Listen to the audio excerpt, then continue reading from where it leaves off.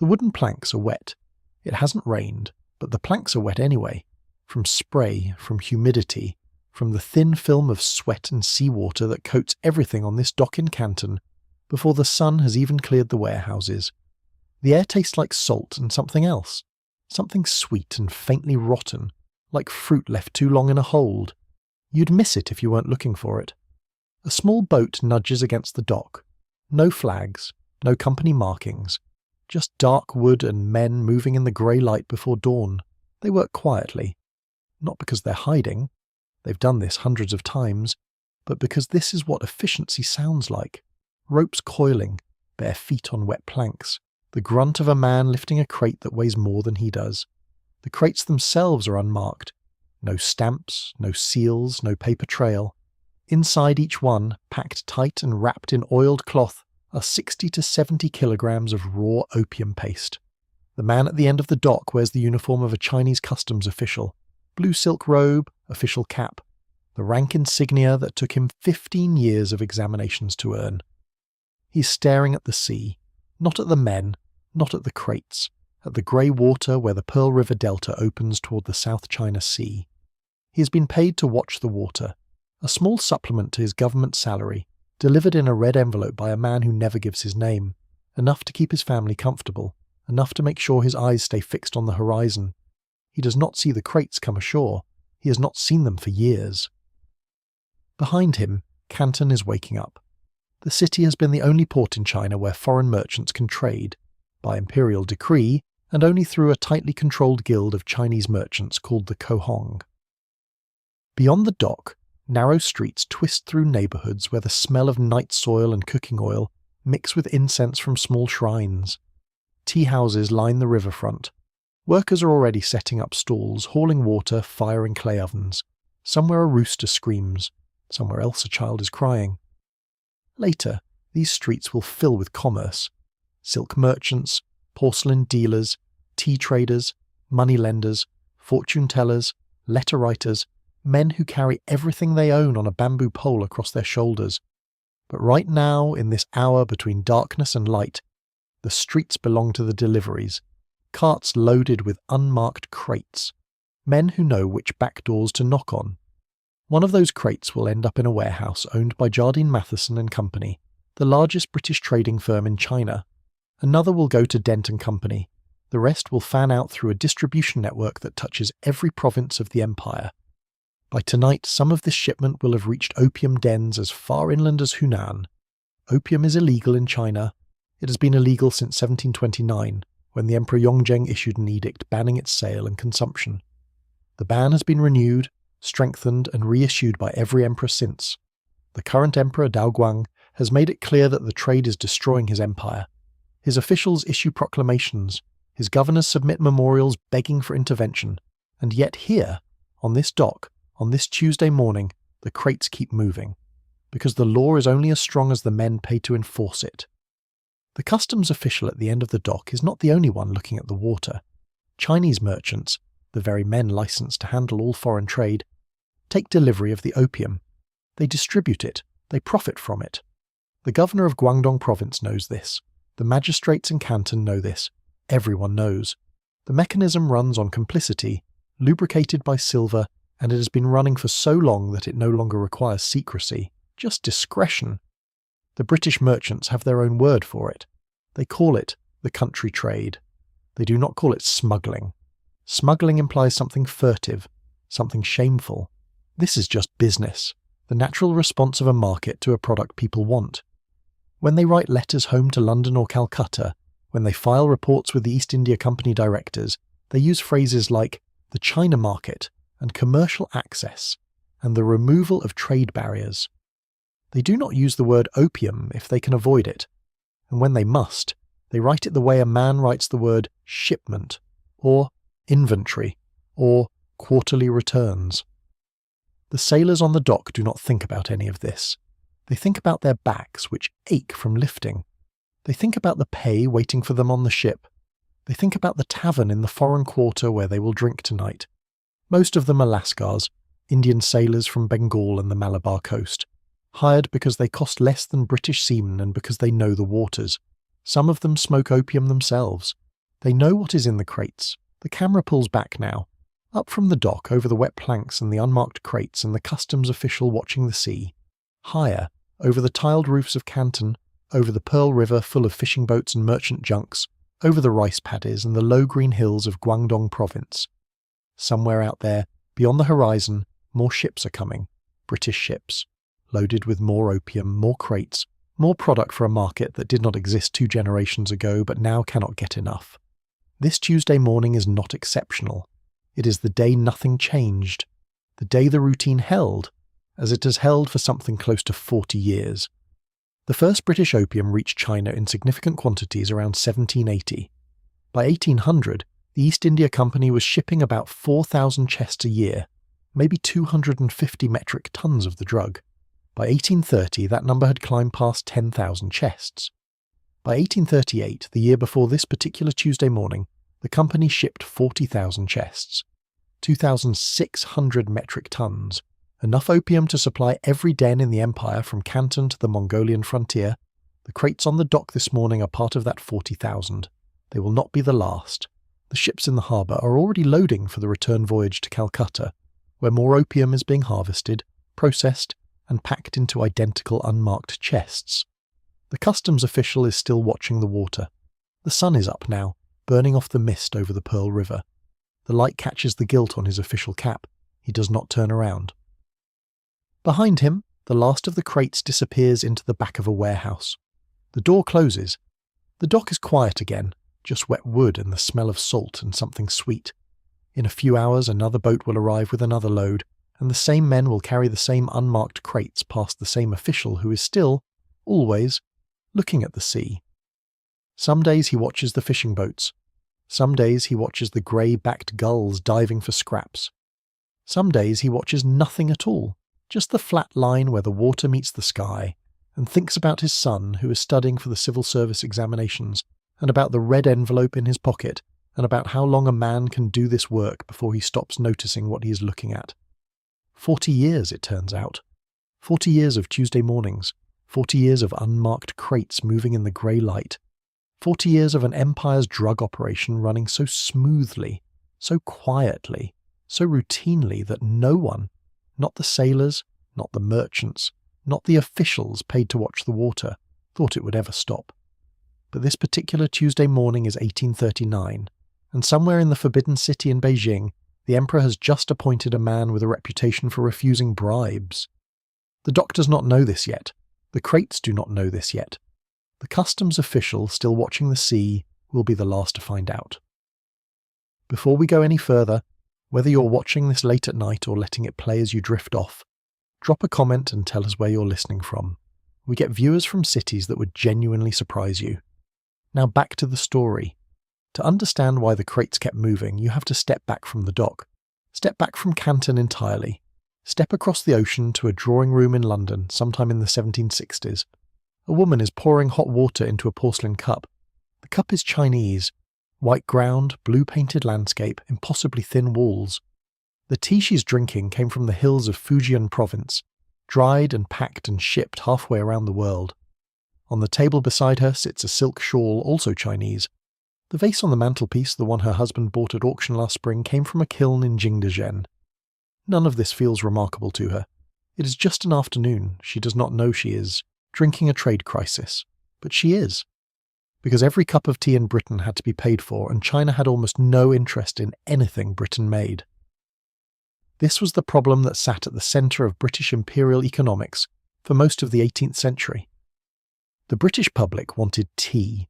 They wanted silk. They wanted porcelain, that white translucent ceramic that European kilns had spent a century trying and failing to replicate. Demand was enormous and growing.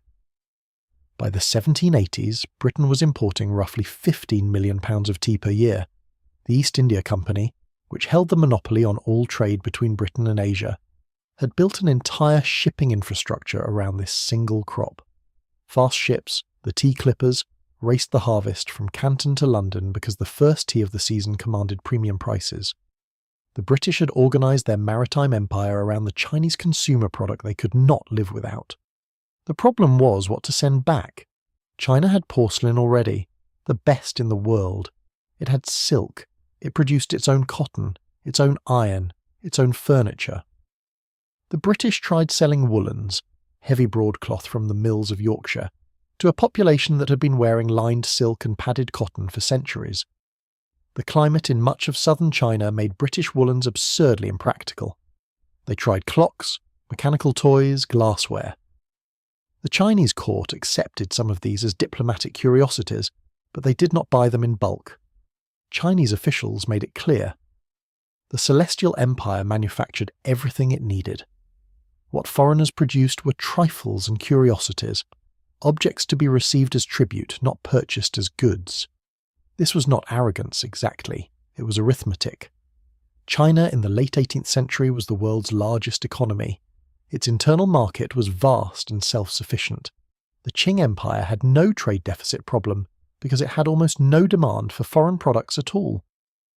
When British merchants arrived in Canton, they came as buyers, not sellers. And yet the tea had to be paid for, the porcelain had to be paid for, and China dealt in only one currency, silver. The Chinese monetary system ran on silver. Paper notes had been tried and abandoned centuries earlier. Copper coins served for small daily transactions, but for anything significant, taxes, land purchases, international trade, you needed silver. The Imperial tax system collected grain and labour obligations from peasants, but it required silver from merchants. Chinese banks issued credit instruments based on silver reserves. The entire Qing fiscal apparatus was built on the assumption that silver would flow into the empire, not out of it. And now it was flowing out. By the 1780s, Britain was exporting roughly 1.5 million taels of silver to China every year. A tael was a Chinese ounce, about 37.5 grams of the metal. 1.5 million of them annually. The silver came from mines in Spanish America, Mexico, Peru, Bolivia, where the Spanish Empire was tearing it out of mountains with forced indigenous labour. It crossed the Atlantic to Europe, moved through banking houses in London and Amsterdam, and then was loaded onto East India Company ships bound for Canton. Silver that had been hacked from the earth 8,000 miles away ended up in Chinese merchant coffers, paying for tea that would be drunk in English parlours. To the East India Company's directors in London, this was an accounting problem. The company was a profit-making enterprise, answerable to shareholders. Every ship that sailed for Canton carrying silver instead of goods was a ship wasting cargo space that could be filled with British products if only the Chinese would buy them. But they would not.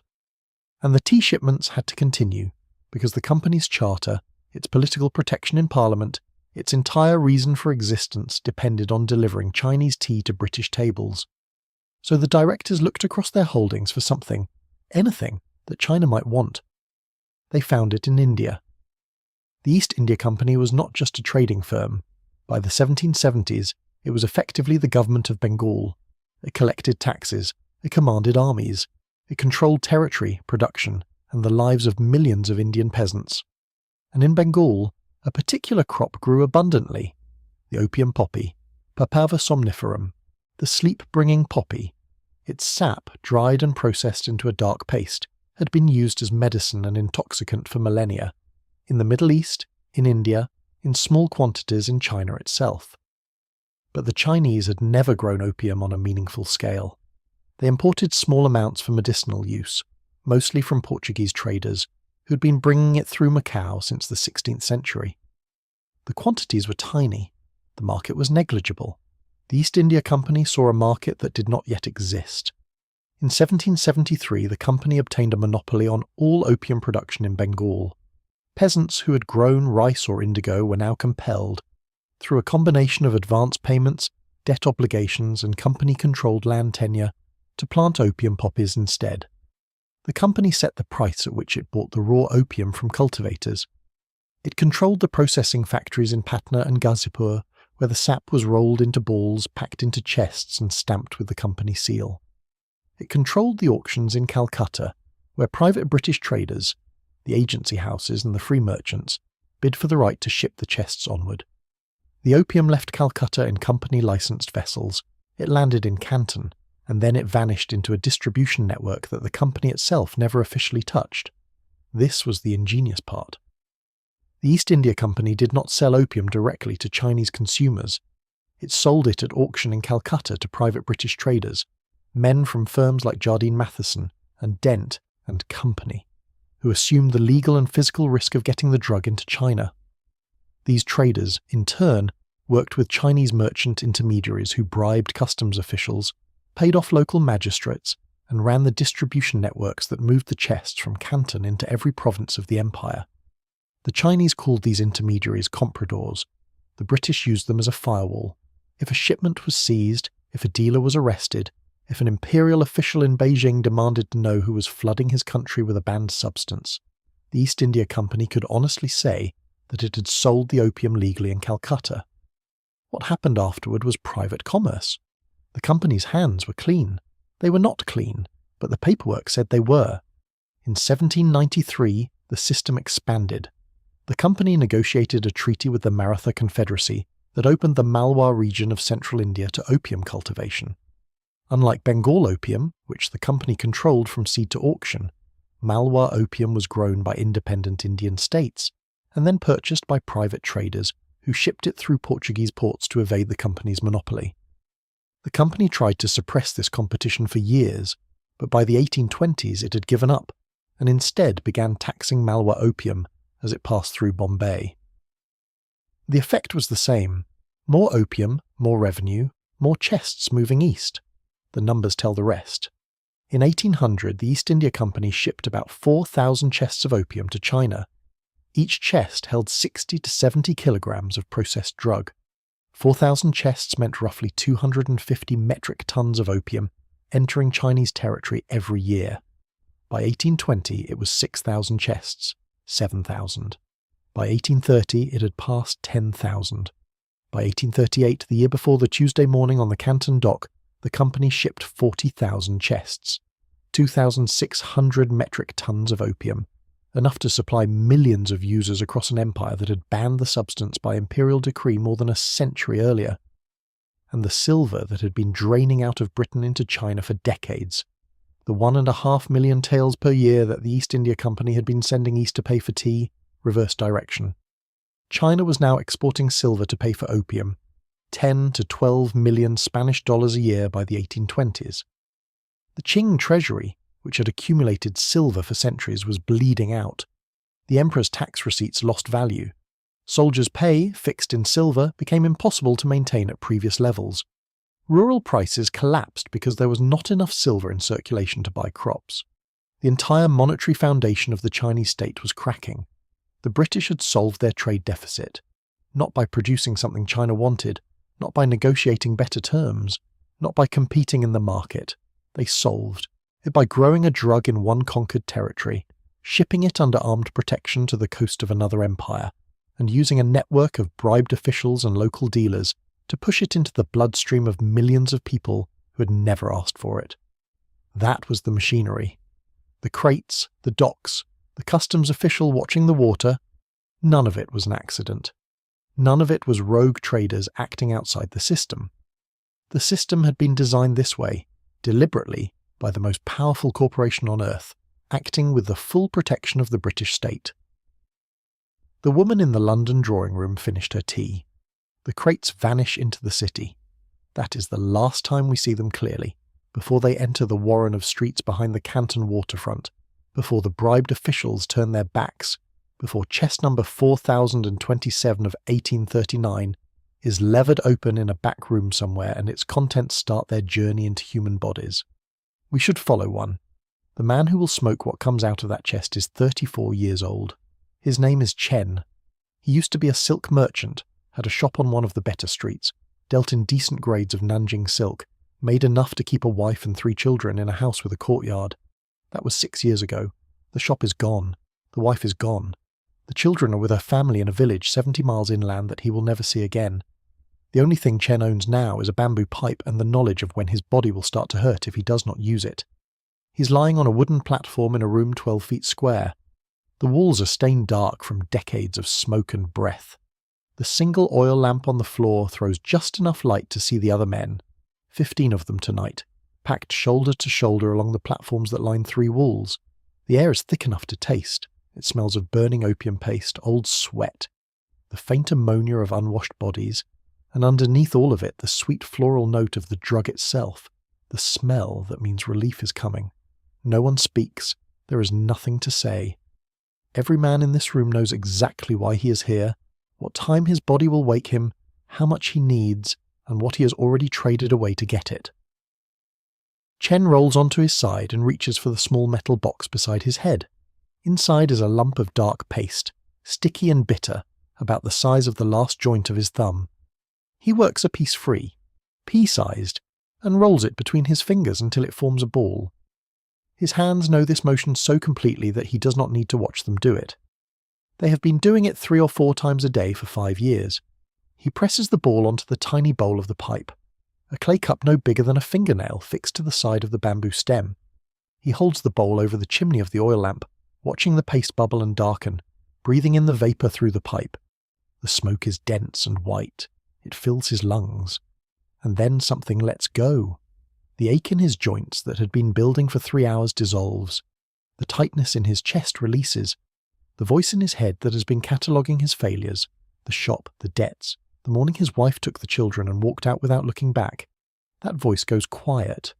Not gone, just quiet. For 20 minutes, maybe 30. Chen is not a ruined man in a room that smells of other ruined men. He is nowhere in particular. He is warm. He is weightless. He is fine. The pipe goes out. He will need another one in 3 hours. This is what 10 million people looks like. Not a statistic. Not a political problem for the Emperor's ministers to debate. 10 million individual human bodies, labourers, scholars, soldiers, mothers, clerks, farmers, government officials, locked into the same rhythm. Need, relief, the quiet hours, then the need returning, sharper each time because the body adapts. The dose that brought peace last month now barely holds the shaking at bay, and the money runs out, and then you are selling the silk stock that was supposed to be your children's inheritance, and then you are borrowing from men who know you cannot pay, and then you are lying on a wooden platform in a room with 15 strangers waiting for the lamp to heat the paste. The number itself is hard to pin down. The most common figure, 10 million addicts in China by 1839, comes from a British missionary's estimate, and Chinese imperial records from the period were burned during the Second Opium War. Some historians put the real number lower, maybe 5 million, arguing that consumption was concentrated in coastal cities and along trade routes rather than blanketing the whole empire evenly. Others push it higher, toward 15 million. But whether the figure was 5 million or 15 million, the scale is what matters. It was the largest population of drug-dependent humans ever created by a single supply chain in the history of the world. But the numbers miss the point. The point is the room. The room is everywhere in Canton by 1839. There are hundreds of them. Dens, they're called, tucked behind tea houses and warehouses, down alleys that smell of sewage and cooking oil. Some are slightly cleaner, with porcelain pipes and padded platforms, catering to merchants and minor officials who still have money. Others are holes in the wall where the floor is dirt and the pipe is shared among strangers whose names no one bothers to learn. The drug itself does not discriminate. It takes the silk merchant and the dock labourer with equal efficiency. It takes the soldier, which is becoming a problem for the Emperor, because a garrison full of men who need opium 3 times a day cannot fight anyone. It takes the clerk in the provincial magistrate's office. It takes the magistrate. And the addiction moves through families like water through cracks in a wall. The man who smokes loses his income, then his savings, then his household goods, then the respect of his wife's family, then the wife herself. Chen's story is not unusual. It is the standard arc. A functioning adult with a trade, a position, a place in the world, and then a few years later he is lying on his side in a dark room, working a lump of paste into a ball, the only skill he has left. None of this was hidden. Every British merchant in Canton knew what happened to the chests after they left the warehouse.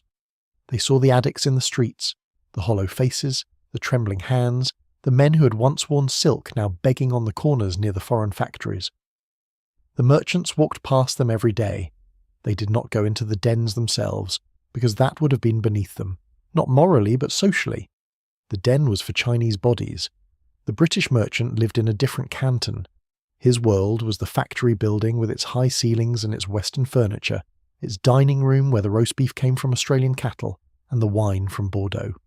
He attended church on Sundays. He wrote letters to his wife in Edinburgh or his mother in Bristol, describing the promising commercial environment and the pleasant winter weather and the amusing difficulty of finding a decent cook. The letters are careful. They do not mention the smell that drifts out of the alleys on humid afternoons. They do not mention the men lying in doorways.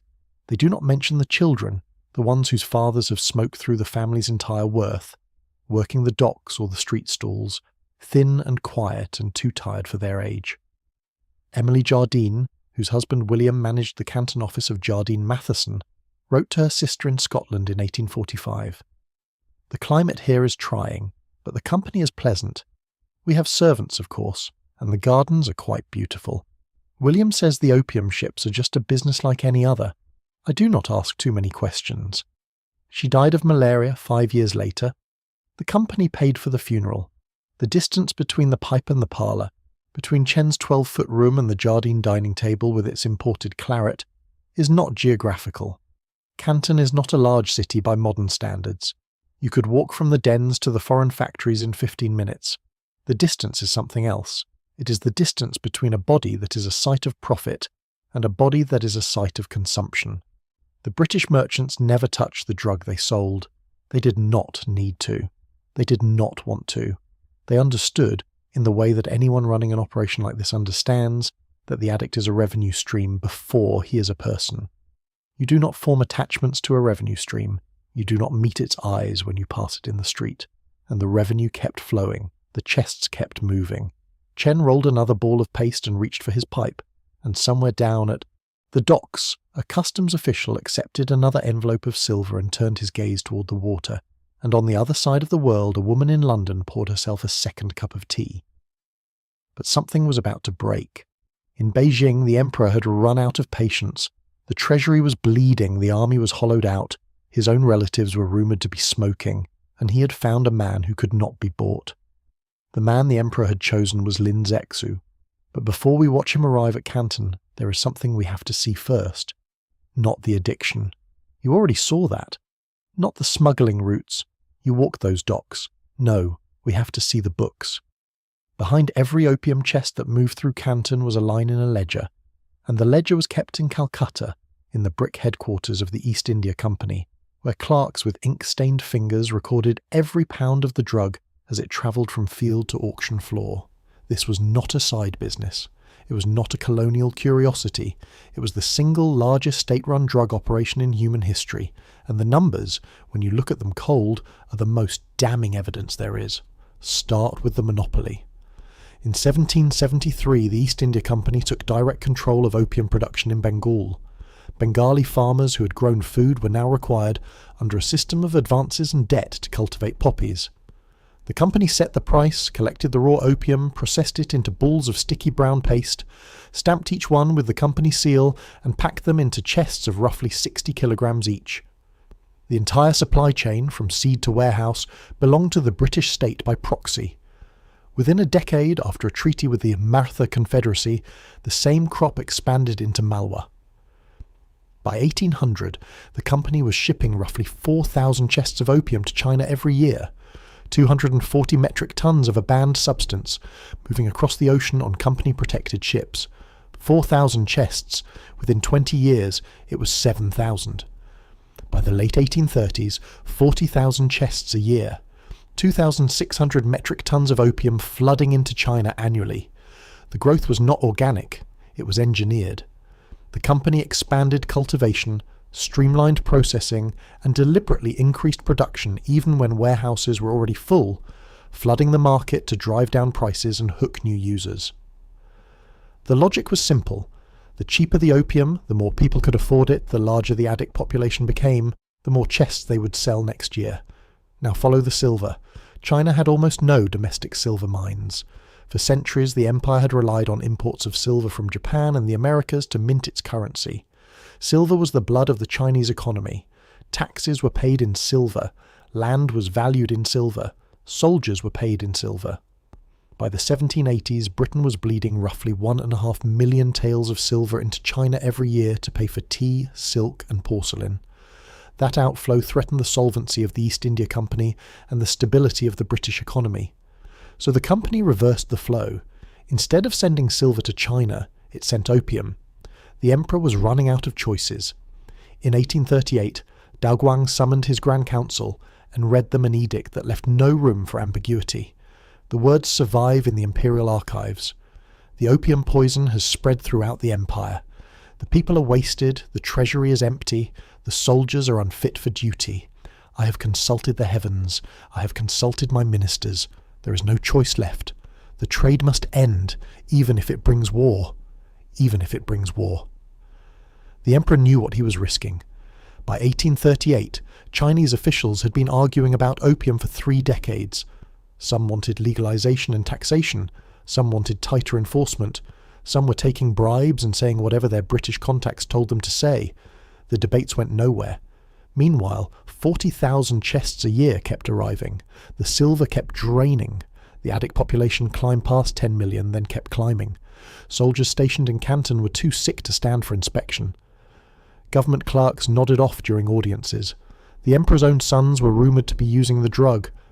When an addiction crisis reaches the imperial household, even a monarchy built on ritual and face must act. So Daoguang sent for the one man in his administration who could not be bought. Lin Zexu was 53 years old.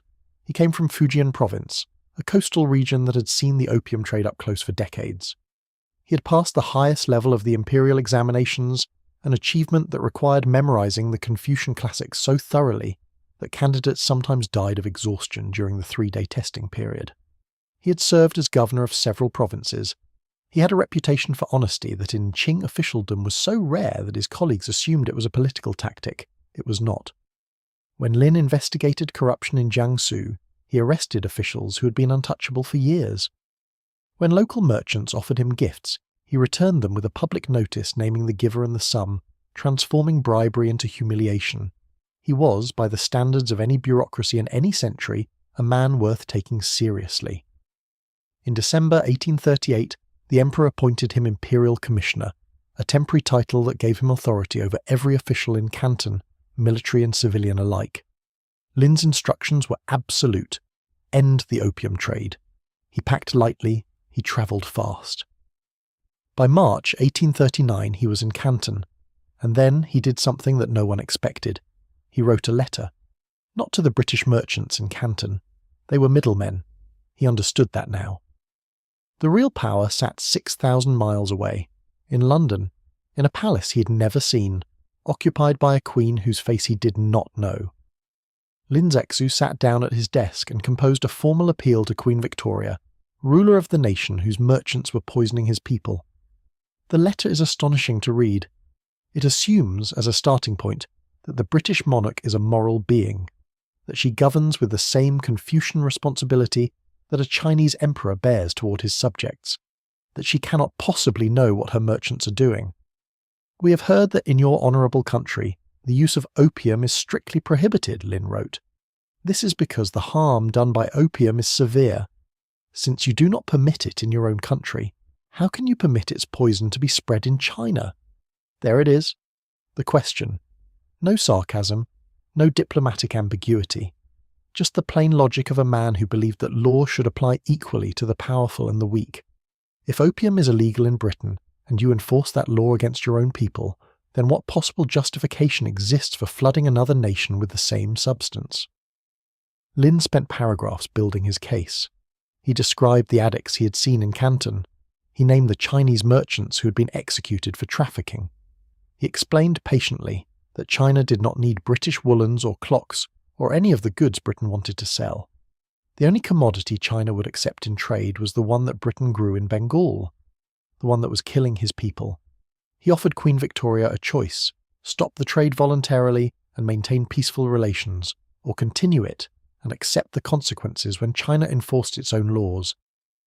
Then he folded the letter, sealed it with his official chop, and handed it to British merchants in Canton with instructions to deliver it to London. Lin waited. Weeks passed. The spring rain came to Canton. The Pearl River swelled with runoff from the hills. In the foreign factories, the merchants read the letter and sent copies to their superiors in Calcutta and London. Some laughed. Some were genuinely unsettled, not by the moral argument, but by the implication that a Chinese official felt entitled to address their queen as an equal. The letter moved slowly through the chain of command, from Canton to Calcutta, from Calcutta to London, aboard a company ship that also carried tea, silk, and a quarterly report on opium revenues. Months passed. Summer arrived. The humidity in Canton became unbearable, the kind of wet heat that makes Europeans write letters home about the impossibility of thinking clearly in the tropics. Lin continued his work, inspecting troops, interviewing informants, preparing for whatever came next. But somewhere in the back of his mind he was still waiting for a reply. It never came. Did the letter actually reach Queen Victoria? Historians disagree. Some say it was intercepted by British officials in Canton and never left China. Some say it reached London but was buried by Foreign Office clerks who decided it was not worth the Queen's attention. Some say it was read aloud in Parliament, its moral force acknowledged for a moment, and then dismissed because the opium revenues were too important to sacrifice. The palace archives have not been fully searched. The question remains open. What we know is this. The British government never responded. No apology, no explanation, no diplomatic note acknowledging that a senior Chinese official had made a serious moral argument and deserved the courtesy of an answer. Silence. Lin Zexu understood what silence meant. He had spent his career reading the space between words in official documents. He knew when a petition had been ignored, when a superior was stalling, when a bribe had been accepted and the case was dead. But this was different. This was not a corrupt magistrate in a provincial backwater. This was the British Empire, the most powerful military and commercial force on the planet, choosing not to dignify his question with a response. The letter had travelled 6,000 miles. The question had travelled further, but it had arrived nowhere that mattered. And while Lin waited, the British merchants in Canton were not waiting. They were writing their own letters to their own government demanding protection, not of their lives, not of their property, protection of their right to sell a drug that their own country had banned. The same ships that had carried Lin's appeal to London were now carrying demands for warships back to China. The commissioner stood on the Canton dock and watched the harbour. The same harbour you saw at the beginning, the same weathered planks, the same salt-sweet air. But Lin was not a customs official staring at the sea. He was a man who had asked the most powerful empire on earth to look at itself, and the empire had turned away. Lin Zexu had asked the British Empire a question. He had been ignored. Now he was going to ask something else. On March 18th, 1839, the Imperial Commissioner issued his first direct order to the foreign merchants in Canton. Every chest of opium in their possession, every chest on board their ships anchored in the Pearl River, every chest stored in the receiving ships that floated offshore, beyond the reach of Chinese customs patrols. Surrender all of it, within 3 days. He backed the demand with force. Chinese troops surrounded the foreign factories, the 13 buildings along the Canton waterfront where European and American merchants lived and worked. Soldiers sealed the narrow streets.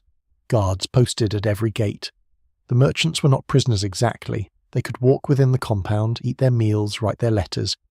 But they could not leave. Their Chinese servants were ordered out. Their food deliveries stopped.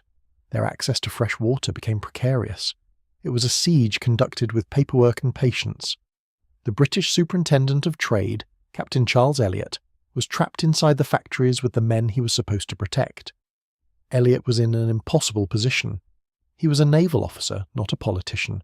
He had arrived in China only a few years earlier, and he had spent most of his tenure trying to maintain something that looked like diplomatic relations with officials who saw him as the representative of a criminal enterprise. Now he was sitting in a building surrounded by Chinese soldiers, receiving daily demands from a commissioner who refused to negotiate. Lin did not negotiate. That was the thing the merchants kept misunderstanding. They had spent 40 years handling Chinese officials who could be managed with bribes and delays and careful wording. They assumed Lin was the same. They assumed wrong. 3 days passed. The merchants offered to surrender a few hundred chests, a token, a gesture, something to get the siege lifted. Lin refused. He wanted everything, and he had made it clear that if the opium was not surrendered voluntarily, he would execute Chinese merchants who had been arrested for trafficking. The implication was unmistakable. If British merchants did not hand over their drug, Chinese men would die for it. Elliot cracked first. On March 27th, he issued an order to all British subjects in Canton. They would surrender their opium stocks to the Chinese government. In return, he promised, the British government would compensate them for their losses. He did not have the authority to make that promise. He made it anyway. The next day, British merchants began handing over chests of opium to Chinese officials at the waterfront. It took weeks. The sheer volume of the drug was staggering. Chest after chest, warehouse after warehouse, ship after ship. Some was Patna opium from Bengal, dark and potent, packed in chests stamped with the East India Company's mark. Some was Malwa opium from central India, lighter in colour but no less addictive. The merchants kept precise records. They knew exactly how much they had. They knew exactly how much they were losing. When the count was finished, the total was 20,283 chests. 20,283. At an average weight of about 70 kilograms per chest, that is over 1,400 metric tons of raw opium. At contemporary market prices, somewhere between £6 and £9 million sterling. The largest single confiscation of narcotics in human history up to that point. And it had been accomplished not by a drug enforcement agency with helicopters and surveillance teams, but by one man with a clear mandate and an army of clerks. Lin now faced a new problem. What do you do with 1,400 metric tons of opium? You cannot burn it. Burning raw opium releases smoke that would narcotize half of Canton. You cannot bury it. The soil is too wet, and the local population is too addicted. You cannot store it indefinitely. The risk of theft is too high. Lin consulted his engineers. They proposed a method that was ingenious, theatrical, and utterly final. He ordered the construction of 3 enormous pits near the Boca Tigris, the mouth of the Pearl River where it opens into the South China Sea. Each pit was lined with stone and wood. Each was large enough to hold hundreds of chests at a time. Workers were brought in. Soldiers were stationed to keep order. A large crowd gathered to watch. On June 3rd, 1839, the destruction began. Workers opened the chests and broke the opium into chunks. They dumped it into the pits and mixed it with water. Then they added salt. Then they added lime. Quicklime, the same substance used in construction, and in the burial of plague victims, a chemical that reacts violently with water to produce intense heat. When the lime hit the opium mixture, the pit began to boil. The drug broke down into its chemical components. Morphine, codeine, thebaine, the alkaloids that had addicted millions, dissolved into a brown sludge that could not be recovered, cannot be smoked, cannot be sold. More workers opened sluice gates and flushed the liquid into the South China Sea. The process repeated, day after day, chest after chest. The workers stripped to the waist in the summer heat. Soldiers stood guard against any attempt to salvage the drug, and there were attempts, men creeping toward the pits at night hoping to scoop up contaminated sludge. Lin had them executed publicly as a warning. He was not a man who made empty threats. The destruction took 23 days. For 23 days, the people of Canton watched the British Empire's most profitable commodity being turned into toxic soup and washed into the ocean. It was an act of defiance so complete, so theatrical, so deliberately humiliating that the merchants watching from their ships could barely find words for it. Charles Elliot, anchored offshore, called it an act of wanton destruction. Wanton! As if the opium had been a neutral article of commerce, as if its destruction was the moral offence, not its sale. 2,600 metric tons of the drug. No longer a trade commodity, no longer an addiction vector, just brown water spreading into the currents of the South China Sea. The fish that swam through it showed no ill effects. Opium does not poison marine life. The tide carried it into deeper water. The waves dispersed it. But the merchants were not looking at the water. They were looking at their ledgers. £6 to £9 million sterling vanished. The largest single loss of private property that British commerce had ever suffered in a foreign country. And Captain Elliot had promised the British government would pay for it. In London, the news arrived slowly, carried by ship and rumour. By the time word reached Parliament, the opium was already gone. The question now was what Britain would do about it. The merchants had their answer ready. They wanted compensation, they wanted punishment, they wanted warships. Lin Zexu stood on the shore as the last slurry washed out to sea. He had done what the emperor asked. He had ended the opium trade in Canton for now. He had demonstrated that China's laws were not negotiable.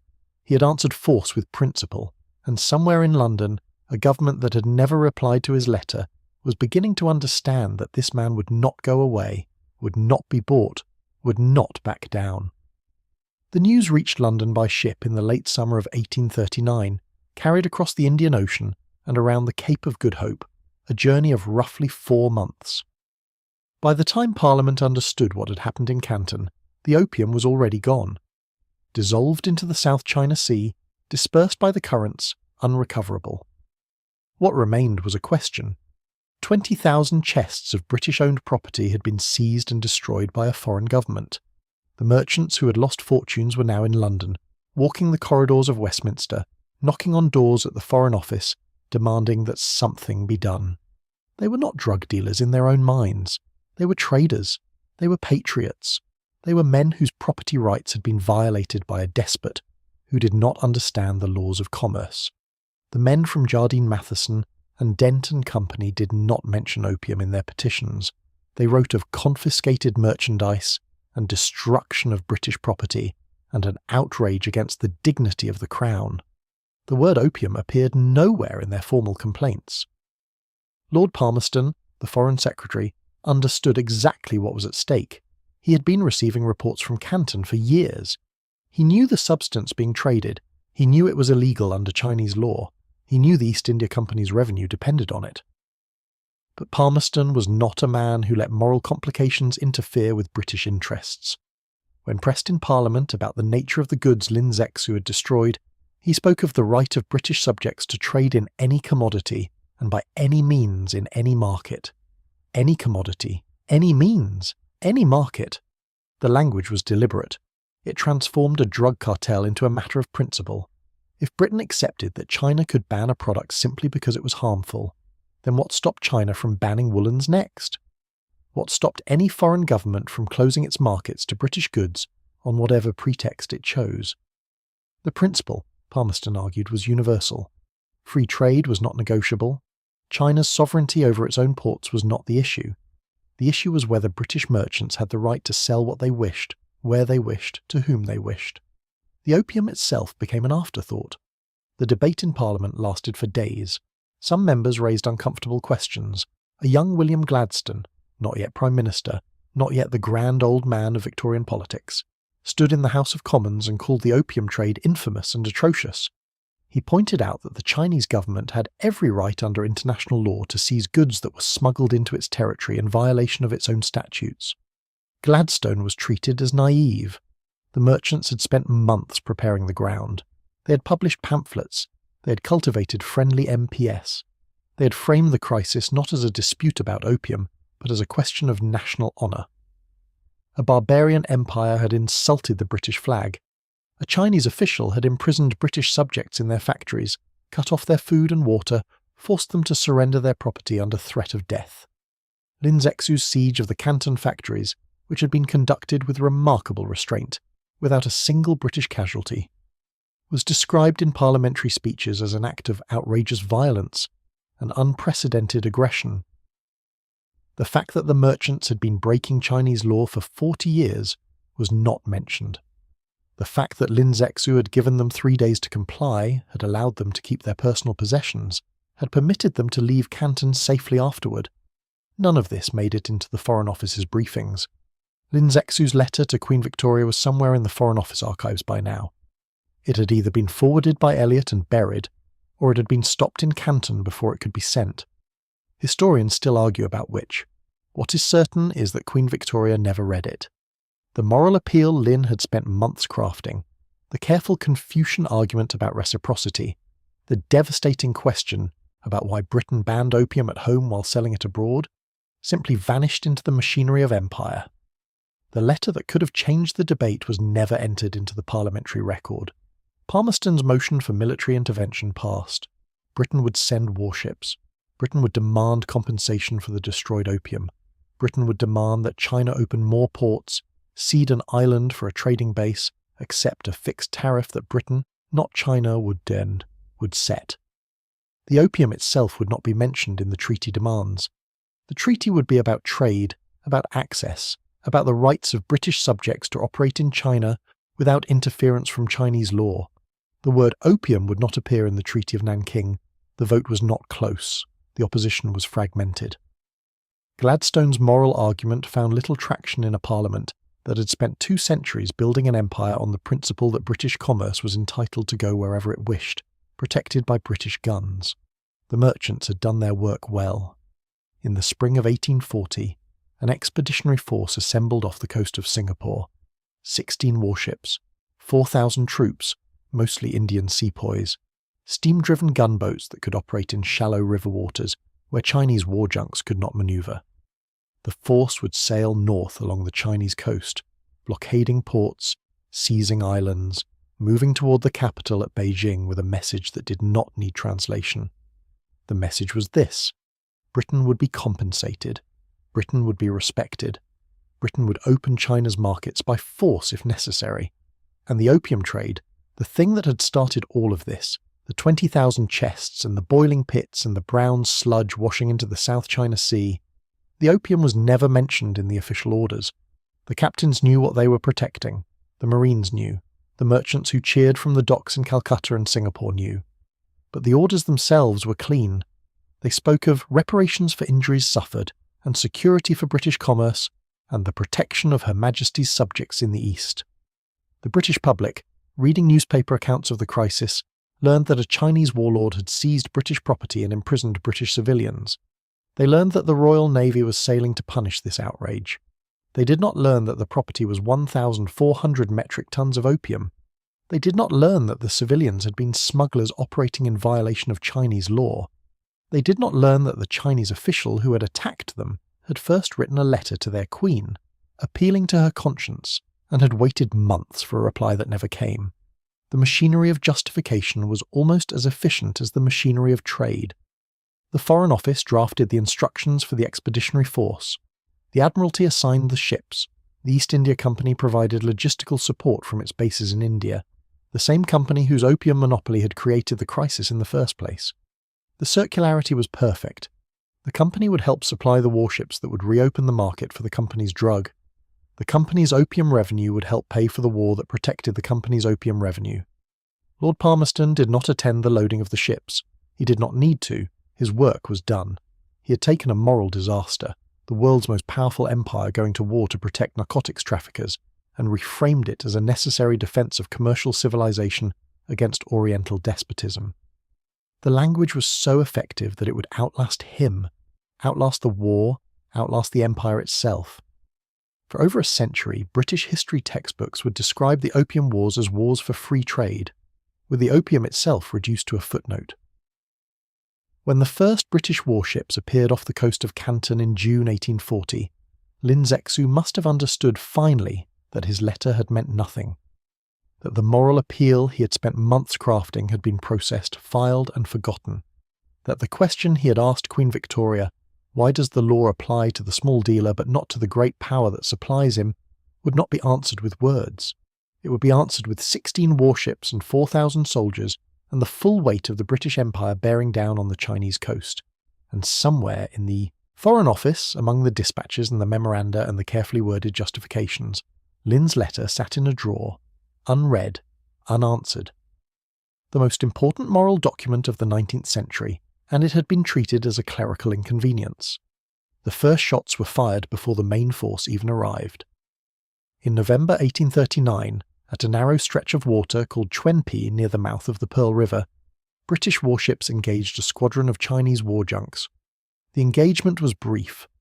The British ships, sleek, fast, armed with cannon that could fire accurately at ranges Chinese gunners could not match, punched holes through wooden hulls that had been designed for a different century.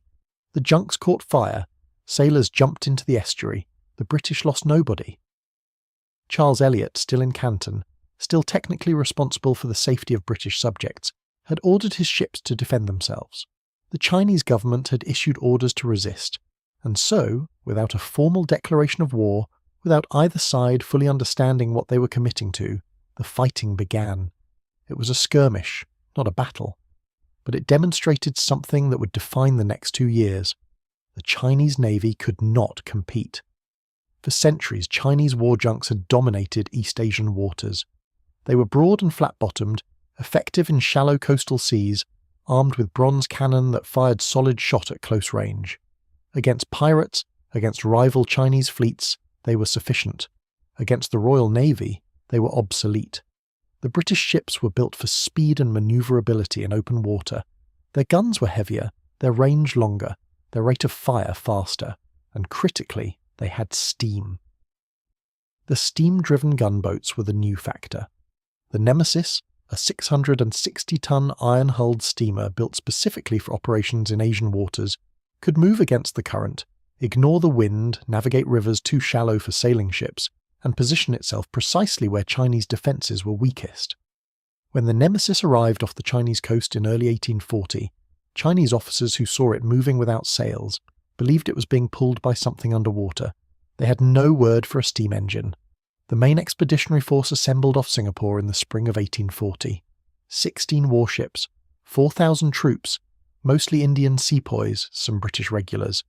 The force was not enormous. 4,000 men is a modest number for an invasion, but it did not need to be.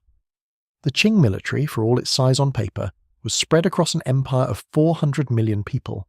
The coastal defences were old. The garrisons were underfunded. The soldiers, in many cases, had not been paid on time.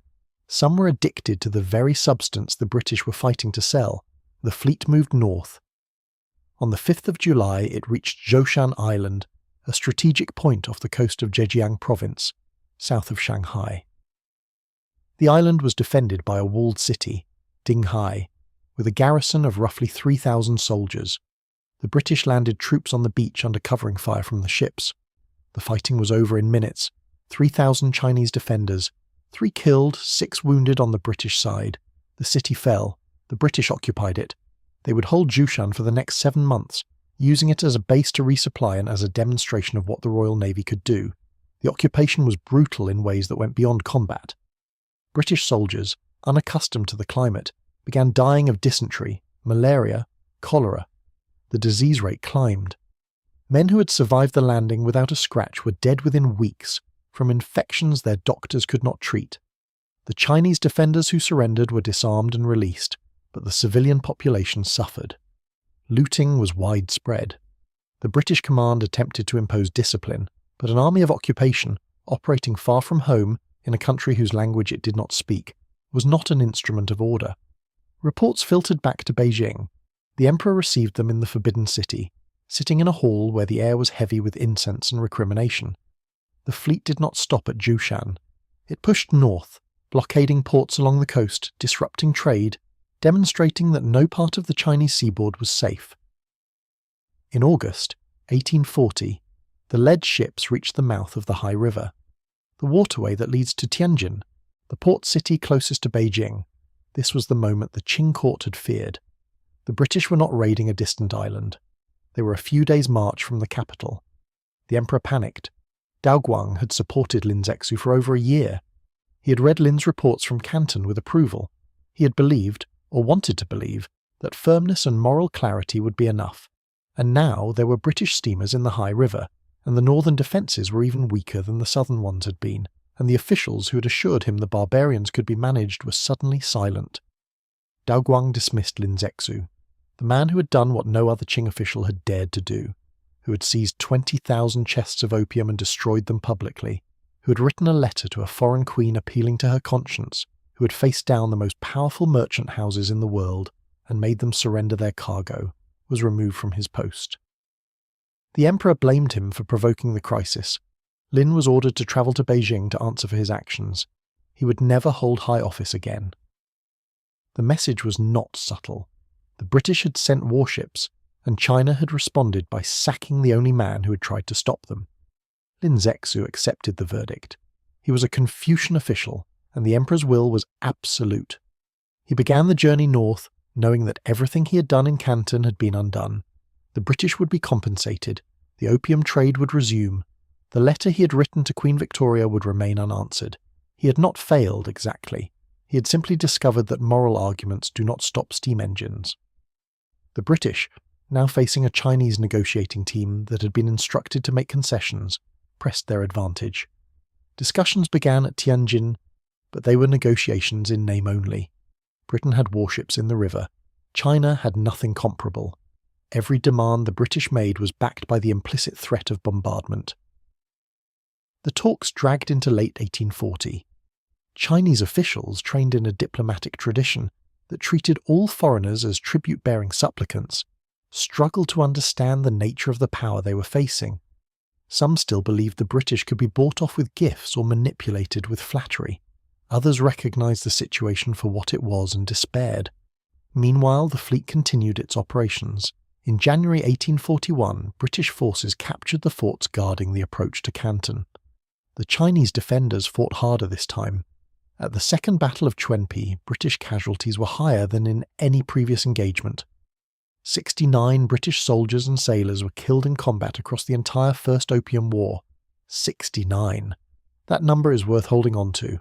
Over 2 years of naval bombardment, amphibious landings and pitched battles against an empire of 400 million people, the British military lost 69 men to enemy fire. The Chinese lost thousands. No one counted the bodies precisely.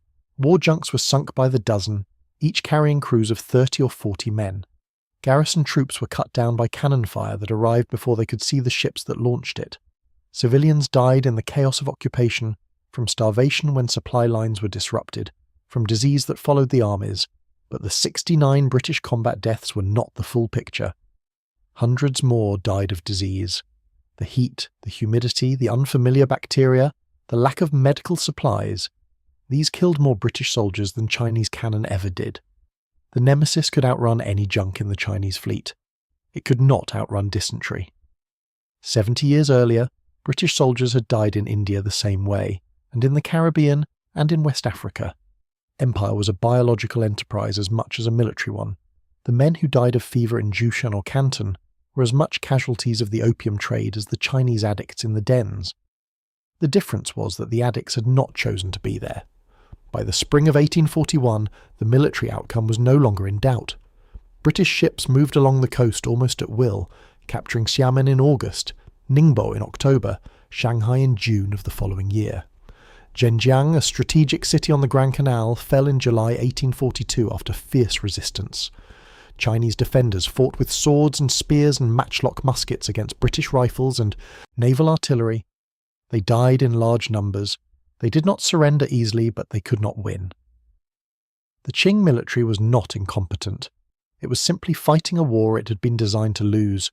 The entire structure of Chinese defence, the static fortifications, the reliance on numbers over technology, the assumption that enemies would come by land from the nomadic north, had been built for a different kind of conflict. The British had arrived from the sea with weapons that made walls irrelevant and tactics that made bravery irrelevant. The Chinese soldiers who stood their ground and died were brave. Bravery was not the problem.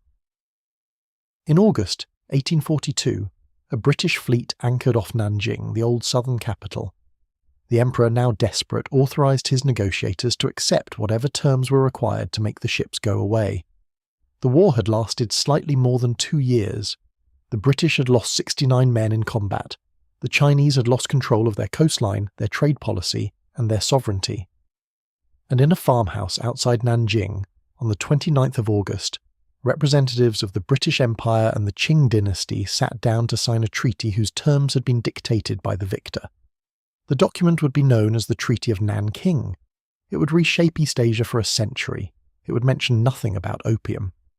The crates that had been destroyed on Lin Zexu's orders, the 20,000 chests dissolved in lime and salt and flushed into the sea, the act of defiance that had started this war. The treaty would demand compensation for every chest. The trafficker was paid by the victim. The invoice would be itemised, signed and sealed, and the dock where the crates had been unloaded would keep operating just as it had every Tuesday morning for 40 years. The customs official would keep staring at the water. The sailors would keep carrying the unmarked boxes. The farmhouse outside Nanjing was not chosen for its grandeur. It was chosen because the British fleet was anchored in the Yangtze River, its guns trained on the city, and the Chinese negotiators needed somewhere close enough to prevent further bombardment. On the 29th of August, 1842, representatives of the Qing Empire and the British Crown sat down at a wooden table in a building that smelled of old timber and damp earth. Outside, the August heat pressed down on the rice fields. Inside, the terms of China's surrender were already written. The Chinese delegates were not negotiating. They were receiving instructions. The document was called the Treaty of Nanking. It was 13 articles long. It would reshape the balance of power in East Asia for the next century. It would make no mention of opium. The first article declared peace and friendship between the two nations. The second article opened 5 Chinese ports to British residents and trade: Canton, Amoy, Foochow, Ningpo, and Shanghai. Until 1842, all foreign trade with China had been funneled through a single city, Canton, under a tightly controlled system of licensed Chinese merchants who served as intermediaries. That system was now finished. The British could set up their own warehouses, their own offices, their own trading houses in 5 separate cities along the Chinese coast. They could employ whoever they wanted. They could bypass the old monopolies entirely. The strategic implications were immediate. Shanghai, a modest market town at the mouth of the Yangtze, would become the financial centre of East Asia within decades. The other ports opened corridors into the interior. China's coastline, which had been a closed door with one narrow window, was now a row of open gates, and the handles were in British hands. The third article was territorial. The island of Hong Kong, a rocky outcropping of roughly 30 square miles off the coast of Guangdong province, was ceded to Britain in perpetuity. Forever. The island had no significant settlement at the time, just a few fishing villages and a reputation as a haven for pirates. British surveyors had noted its deep natural harbour. That harbour would become one of the busiest ports in the world, a staging ground for British commercial and military power in Asia that would not revert to Chinese sovereignty for another 155 years. The fourth article dealt with money. The Qing government agreed to pay an indemnity of 21 million Spanish dollars. It was an enormous sum, equivalent to roughly a third of China's annual tax revenue. The payment was divided into 3 categories: $12 million for the cost of the war itself, $3 million for debts owed by Chinese merchants to British firms, and $6 million as compensation for the opium destroyed by Lin Zexu in 1839, $6 million for the burnt chests. The arithmetic was precise. The British government had calculated the market value of the 20,000 chests of opium that Lin had mixed with lime and flushed into the sea. It had then appended that figure to the bill and demanded that China pay it. And China, with British warships in the Yangtze and no capacity to resist, agreed. The trafficker was compensated by the victim. The invoice was itemized, signed, and sealed. The moral logic of this transaction is difficult to state plainly without exaggeration. The British Empire had fought a war to force the continuation of a drug trade that was illegal under Chinese law.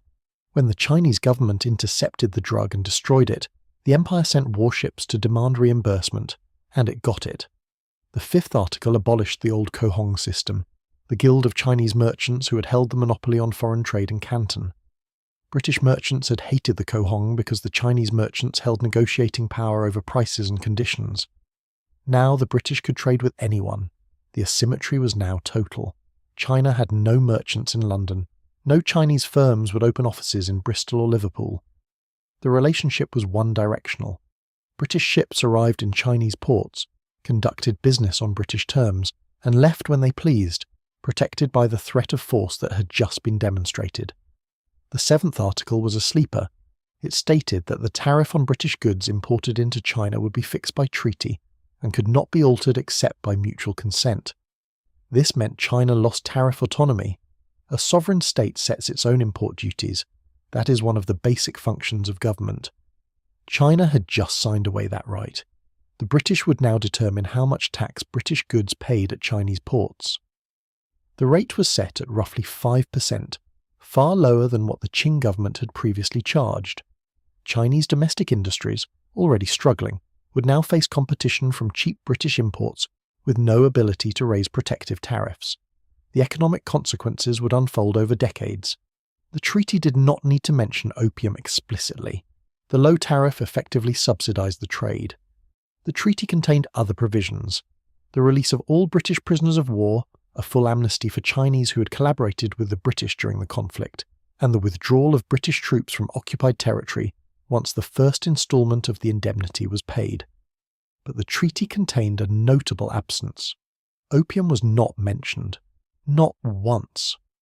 The British government had not demanded, and the Chinese negotiators had not offered, the legalization of the drug that had caused the war. The omission was deliberate on both sides. The British did not want to put the word opium into a binding international treaty, because acknowledging the substance would invite scrutiny of the war's true purpose. The Chinese did not want to legitimize the trade that had devastated their population, and so both parties, for opposite reasons, agreed to leave it out. The practical result was that nothing changed.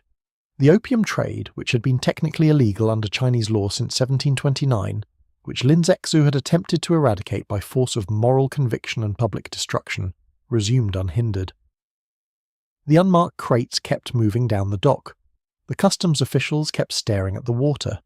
The treaty had removed all the obstacles that had previously complicated the smuggling operation: the confined port, the restrictive merchant guild, the unpredictable enforcement, and replaced them with an open door. Opium was not legalized, but it was now effectively unenforceable. The practical effect was identical: more opium, more addicts, more silver, draining out of China into British India. In the weeks after the signing, British merchants in Canton resumed their business with a sense of vindication. The war had been a gamble, but it had paid. The East India Company's monopoly on the China trade had already been abolished in 1834, so private firms now competed directly. Jardine. Matheson, the trading house that William Jardine had built on opium profits, expanded its operations into the new treaty ports. The company that had once defended its trade as a regrettable necessity now spoke openly of commercial opportunity. The moral qualms that had troubled some merchants before the war were less audible now. The Royal Navy had settled the question. The Chinese response was quieter. Emperor Daoguang, who had signed the treaty under duress, retreated into the Forbidden City. He had lost a war, ceded territory, paid an indemnity, dismissed his most honest official, and watched the drug he had tried to ban resume its flow into his empire. He would live another 8 years. He would never recover. Officials who had served Lin Zexu were purged or marginalized. The man who had written the unanswered letter to Queen Victoria was sent into exile in the far west of the empire. He would spend his remaining years writing poetry and tending a garden, a living monument to the fact that doing the right thing, when the right thing costs money, is not rewarded. The treaty did not end anything. It was a hinge, not a close. The ports were open, the tariff was fixed, the drug was flowing, and the indemnity would drain China's treasury for years. The British had won the war in 2 years with 69 combat deaths. The consequences of the document signed in that farmhouse would unspool for a century. Hong Kong would become a British Crown colony, a symbol of imperial reach and a financial engine for the opium trade. Shanghai would grow from a fishing town into a metropolis of foreign concessions, split into zones controlled by Britain, France and other powers, each operating under its own laws, none of them Chinese.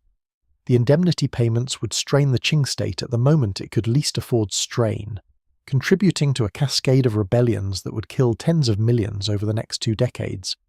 And the treaty ports would become the beachheads from which foreign influence penetrated every level of Chinese economic life. But those were future problems. On the day the treaty was signed, the immediate fact was simple. China had been forced to open its markets to a drug it had banned, to pay for the cost of the war that opened them, and to compensate the men who had supplied the drug in the first place. The document that codified this arrangement was called a Treaty of Peace and Friendship. The word opium appeared nowhere in its 13 articles. It didn't need to. Everyone in the room knew why they were there. The Treaty of Nanking settled nothing. It postponed the reckoning. For 14 years, the British pushed for more ports, more access, more legal protection for the trade that everyone still refused to name in treaties. The opium kept flowing. The Qing government, weakened by the indemnity payments and the Taiping Rebellion that erupted in 1850, could not stop it. And then, in October 1856, a ship called the Arrow provided the excuse. The Arrow was a launcher, a small vessel with a European hull and Chinese rigging, registered in Hong Kong under a British flag. Its crew was Chinese, Its captain was a 21-year-old Irishman named Thomas Kennedy. On October 8th, the Arrow was anchored in the Pearl River outside Canton when a party of Chinese Marines boarded her. They hauled down the British ensign, arrested 12 members of the crew on suspicion of piracy, and took them ashore. The boarding lasted minutes. The consequences would burn for 4 years. The Arrow's British registration had actually expired 11 days before the incident. The vessel had no legal right to fly a British flag at the moment the Marines boarded. The Chinese authorities had, by the letter of maritime law, done nothing improper. But the British consul in Canton, Harry Parkes, was 28 years old, ambitious, and looking for a fight. He demanded the immediate release of the crew and a formal apology for the insult to the flag. The Qing Governor-General, Ye Mingchen, refused.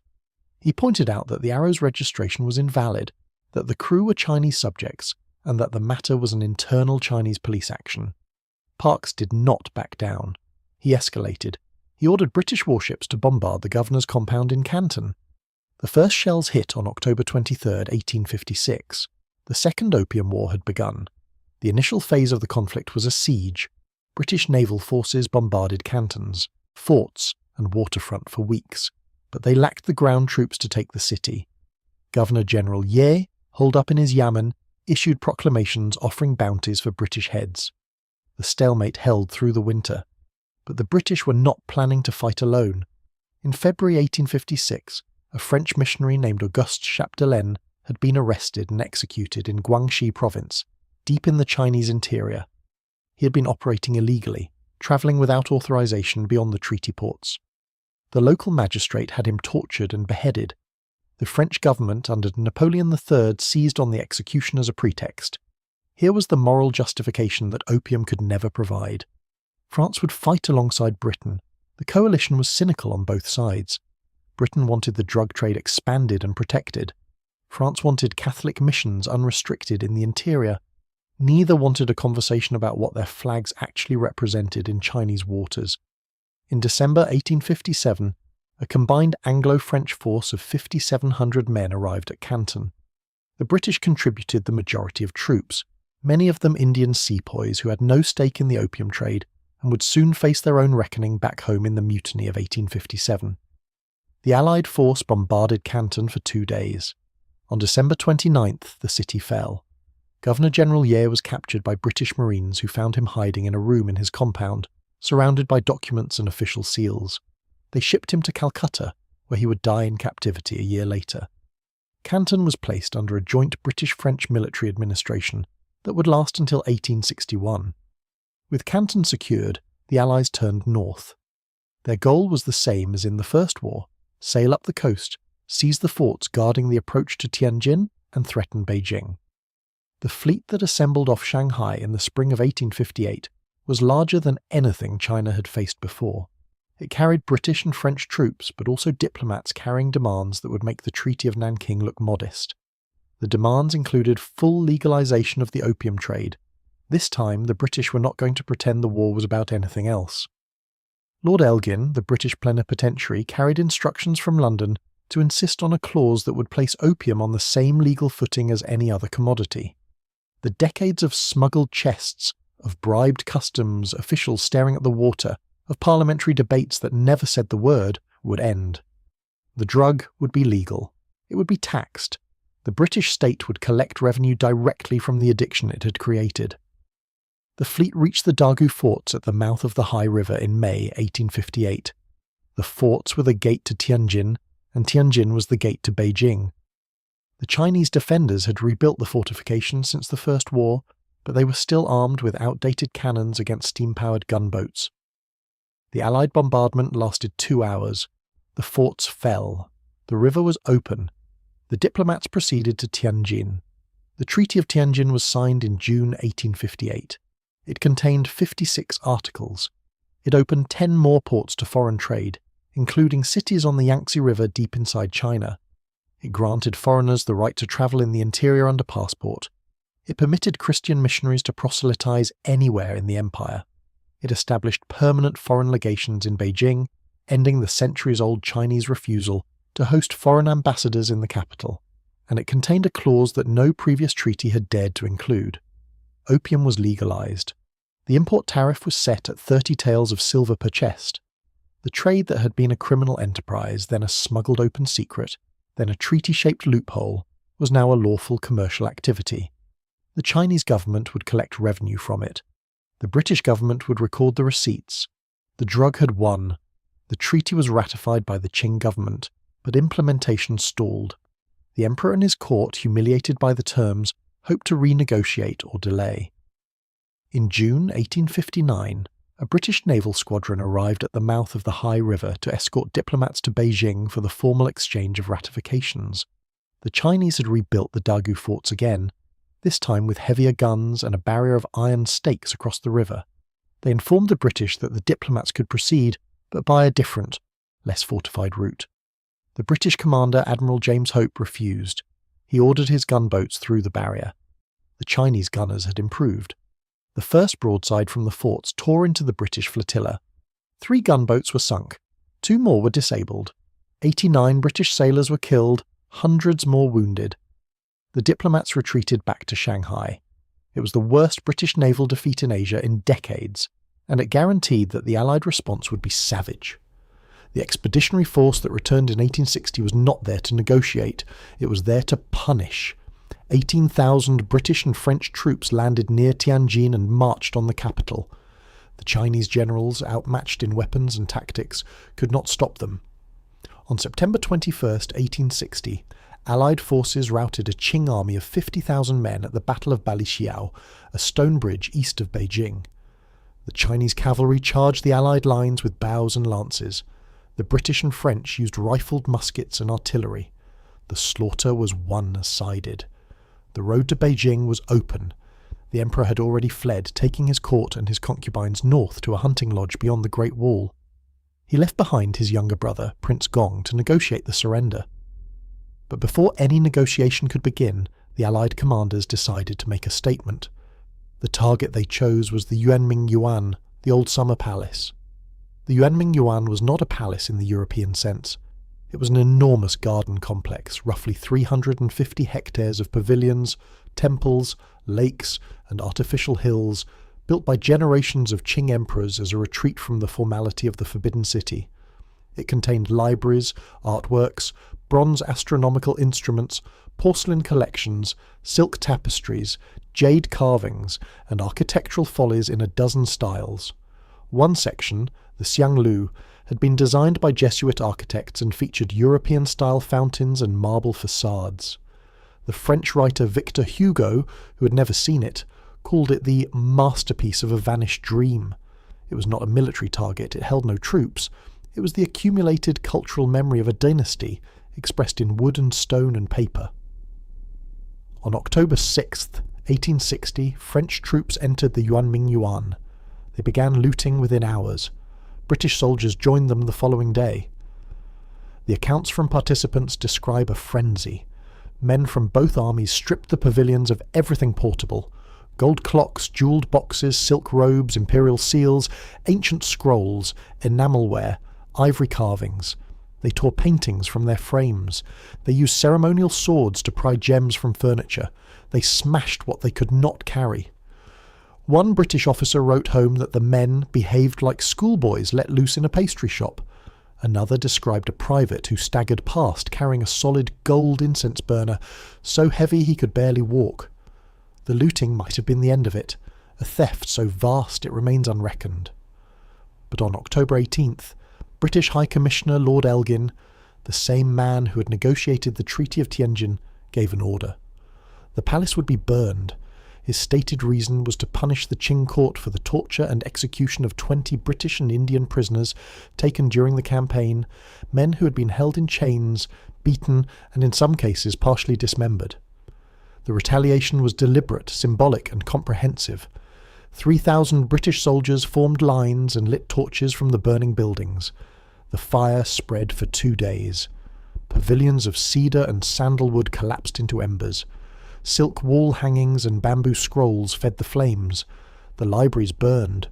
Bronze vessels melted at the edges. The marble facades of the European-style buildings survived the fire because stone does not burn, but everything inside them was carbon and ash. The smoke rose in a black column visible from Beijing 15 miles away. The Chinese who lived in the surrounding villages watched from a distance, unable to intervene, as the symbol of their civilization turned to heat and light. No one has ever fully catalogued what was lost. The Imperial archives stored at the Yuanming Yuan contained administrative records, diplomatic correspondence, legal codes, court chronicles. The library held rare editions of classical texts, some the only surviving copies. The destruction of those documents means that parts of Qing history are permanently unrecoverable. Generations of Chinese historians have tried to reconstruct what the palace contained from surviving inventories and descriptions. The gaps remain. The burning appalled even some of the soldiers who carried the torches. A young British captain named Charles Gordon, who would later become famous as Chinese Gordon for his role in suppressing the Taiping Rebellion, called the destruction wretchedly demoralizing. In Europe, Victor Hugo wrote an open letter condemning the French and British as the two bandits who had plundered and incinerated one of humanity's cultural treasures. The British press, with some exceptions, framed it as regrettable but necessary. The opium was legal now. 30 taels of silver per chest, payable to the Imperial Maritime Customs Service, which the British ran. The treaties said nothing about addiction. They said nothing about the dens, the pipes, the bodies. They listed tariff rates and port schedules. They codified what had been a crime into a line item, and the chests kept moving. By 1880, China was importing opium at levels that made the pre-war trade look modest. British Indian opium alone accounted for nearly 7,000 metric tons per year. On top of that, Chinese farmers had begun growing their own poppies. Sichuan, Yunnan, Gansu, the western provinces, turned fields that once grew rice and wheat over to the flour. The domestic crop eventually surpassed the imports. By the 1890s, China was producing roughly 5 times more opium than it imported. The addiction the British had engineered was now self-sustaining. The numbers are staggering. Some estimates put the addict population at 40 million by the end of the century, roughly 10% of the population. Other scholars consider that figure inflated. Either way, entire regions lived in the drug's shadow. In parts of Sichuan, every third household had an opium pipe. Village elders, government clerks, soldiers on garrison duty, women and children, all smoked. The drug had become so embedded in social life that offering a guest opium was as routine as offering tea. Weddings, funerals, business negotiations, all conducted through a haze of smoke rising from brass lamps. The physical cost was visible. Chronic opium use suppresses appetite, disrupts digestion, hollows out the face. Addicts lost weight, lost teeth, lost the ability to work. Their skin took on a yellowish pallor. They died of infections their weakened immune systems could not fight. But the economic cost was harder to see and far more destructive. Whole counties fell into debt cycles as silver reserves drained to pay for the drug. The currency debased, land values collapsed, tax revenues shrank, and the men sent to collect those taxes were often addicts themselves. The treaty ports became cities within cities. Shanghai, the largest, was divided into foreign concessions where Chinese law did not apply. The international settlement, managed by British and American interests, had its own police force, its own courts, its own flag. The French concession sat adjacent, separate and equally sovereign over Chinese soil. In these zones, foreign firms controlled the docks, the banks, the insurance companies, the shipping lines that carried opium and everything else. Chinese merchants could operate, but only through foreign compradors who took a cut. The wealth generated in Shanghai flowed outward, to London, to Paris, to the shareholders of Jardine Matheson and Swire and Dent. A sign at the entrance to the public gardens on the Bund in Shanghai read, "No dogs or Chinese allowed." It stood for decades. Beyond the concessions, the Qing state staggered. The Taiping Rebellion, which had erupted in 1850 and nearly toppled the dynasty, was suppressed in 1864 at a cost of 20 million lives, give or take several million. It remains the bloodiest civil war in human history. The rebellion had many causes: land pressure, ethnic tensions, millenarian religious fervour. But the opium trade had hollowed out the state that was supposed to contain it. Silver depletion meant soldiers went unpaid. Unpaid soldiers were useless. The Qing survived barely by arming provincial militias, who would later demand political power the dynasty could not refuse. Then came the other uprisings. The Nian Rebellion in the north, Muslim revolts in Yunnan and Gansu, the Miao in Guizhou. Between 1850 and 1873, China experienced nearly continuous internal warfare. The treaties had stripped the government of tariff autonomy, so it could not raise revenue through trade. The indemnities drained whatever remained. The dynasty borrowed heavily from foreign banks, using customs revenues as collateral. By the 1890s, foreigners controlled the collection of Chinese taxes. The country had not been colonized in name, but it was colonized in the mechanisms that mattered, and then the pattern migrated. The French, watching the British model in China, applied it in Indochina. In 1882, they seized Hanoi and began absorbing Vietnam, Laos and Cambodia into their colonial empire. The opium monopoly became the financial backbone of French Indochina, just as it had been for British India. The French government ran the opium dens directly. They built factories to process the drug. They sold it through licensed retailers. Revenues from opium accounted for upward of 30% of the colonial budget in some years. The same logic, the same denial. The drug was a public health crisis in Europe, a commercial necessity in Asia. The Americans, acquiring the Philippines from Spain in 1898, faced the same temptation. Opium smoking was widespread among the Chinese diaspora in Manila. The new American colonial administration debated what to do. Some officials, influenced by the growing temperance and anti-opium movements at home, wanted prohibition. Others looked at the revenue. A commission was appointed. It recommended keeping the trade legal and regulated because the alternative was losing the income. The Philippines did not fully ban opium until 1908, a decade after American annexation. The delay was paid for in the bodies of Chinese labourers whom the colonial state licensed to smoke. China stumbled toward the 20th century carrying the weight of what Chinese nationalists would later call the century of humiliation. The phrase is not hyperbole. Between the Treaty of Nanking in 1842 and the end of the Qing dynasty in 1912, China signed dozens of unequal treaties with foreign powers: Britain, France, Russia, Germany, Japan, the United States, Belgium, Italy, Austria, Hungary.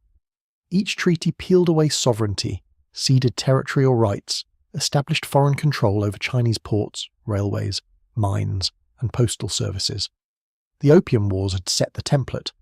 If China resisted a foreign demand, the gunboats arrived. If China surrendered, the terms were permanent. The Boxer Uprising of 1900 was in part a reaction to this accumulation of humiliations. A secret society calling itself the Righteous and Harmonious Fists attacked foreign missionaries, Chinese Christians, and railway workers across northern China. They believed their martial arts could stop bullets. They were wrong. An 8-nation alliance, including Britain, France, Germany, Japan, Russia, and the United States, sent 45,000 troops to crush them. The Allies occupied Beijing, looted the Forbidden City, and imposed another indemnity: 450 million taels of silver, payable over 39 years at 4% interest. The Qing court, already bankrupt in spirit and treasury, signed. Opium remained legal in China until 1917.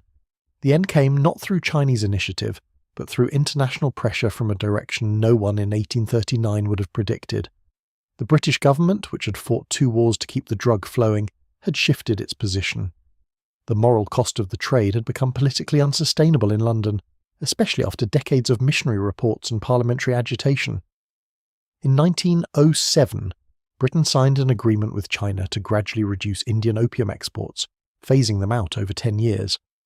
The final shipment arrived in 1917. The British drug cartel closed its books. But 100 years of addiction does not end with a signature. The addict population never fully declined. When the British supply stopped, the domestic supply remained.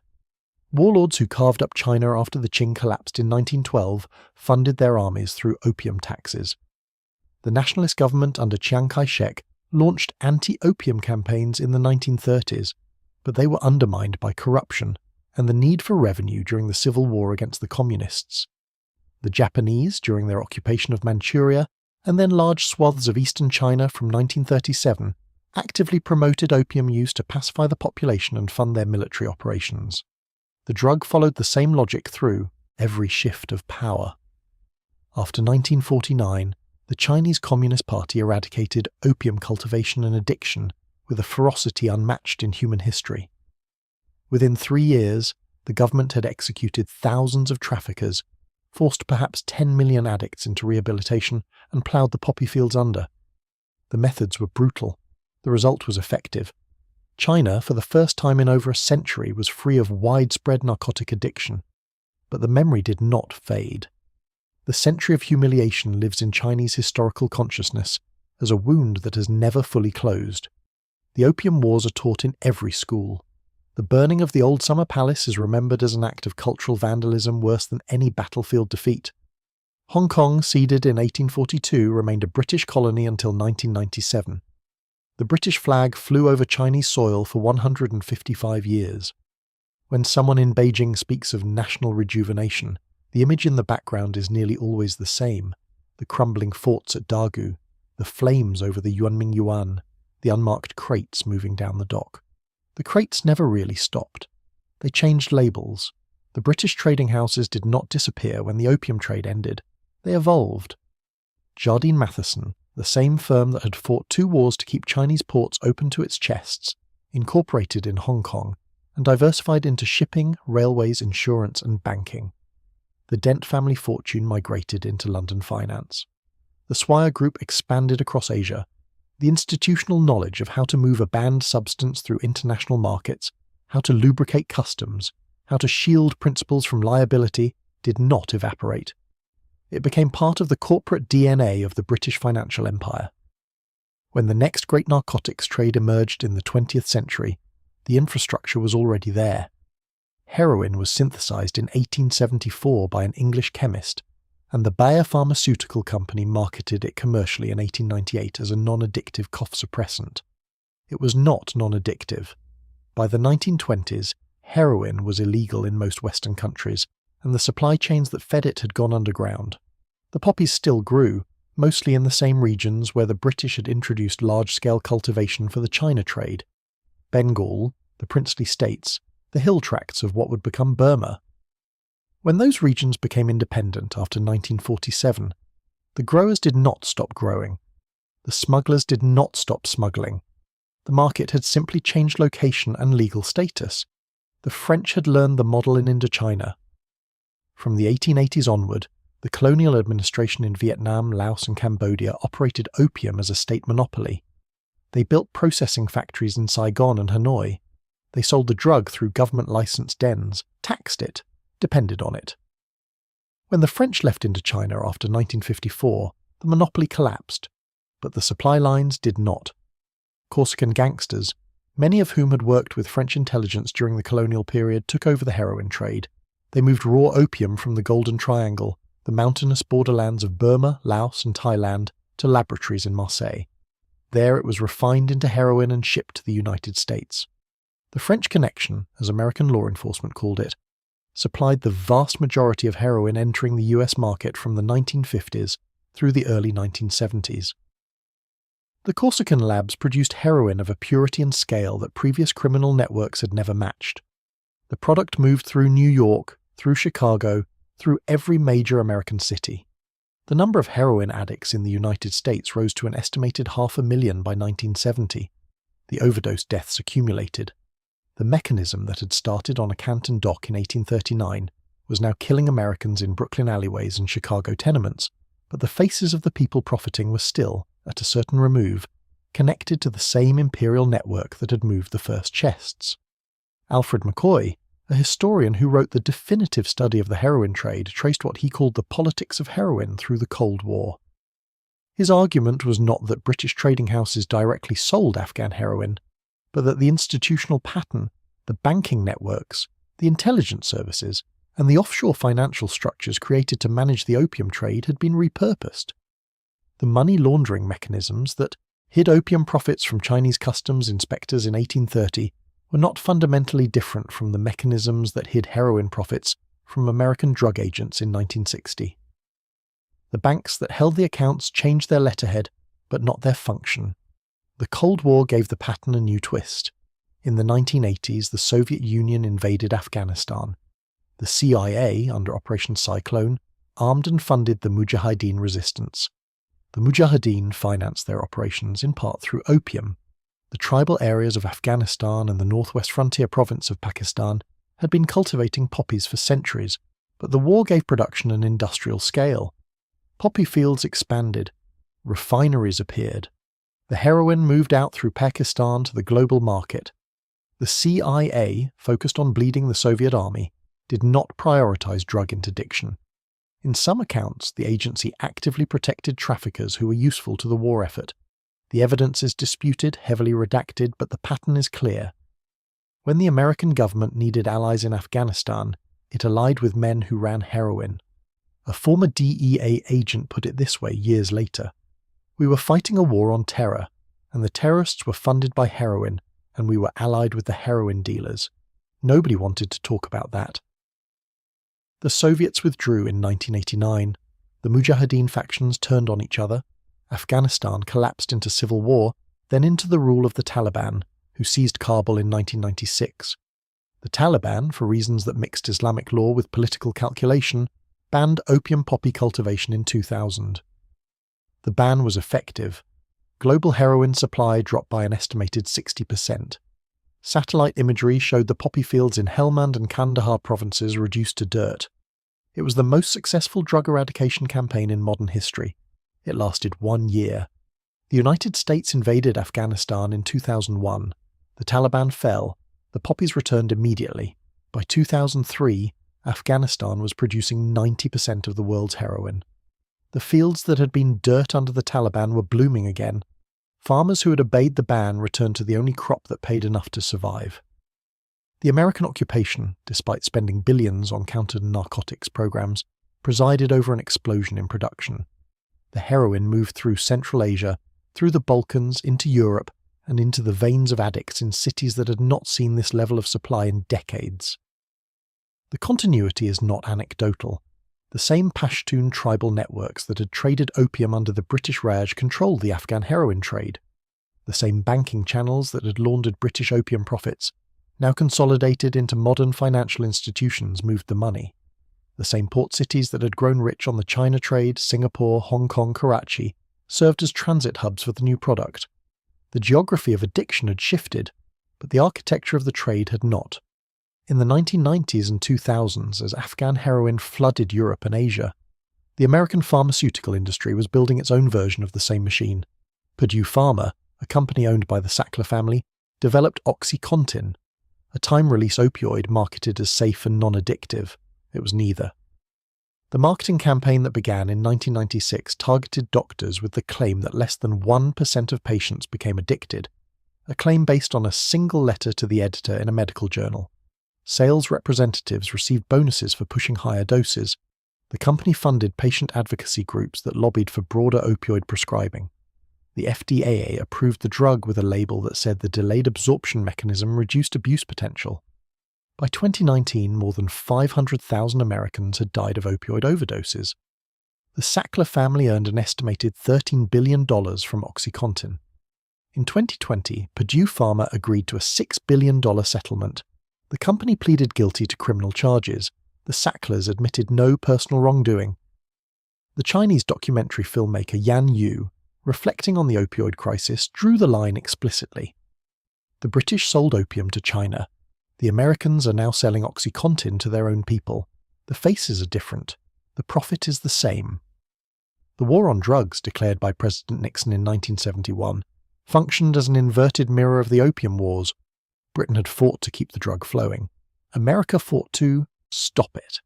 Both generated enormous profits for organizations operating outside the law.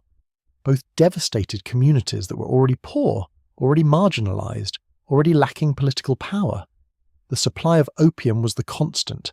The legal or illegal status was a political choice, not a moral one.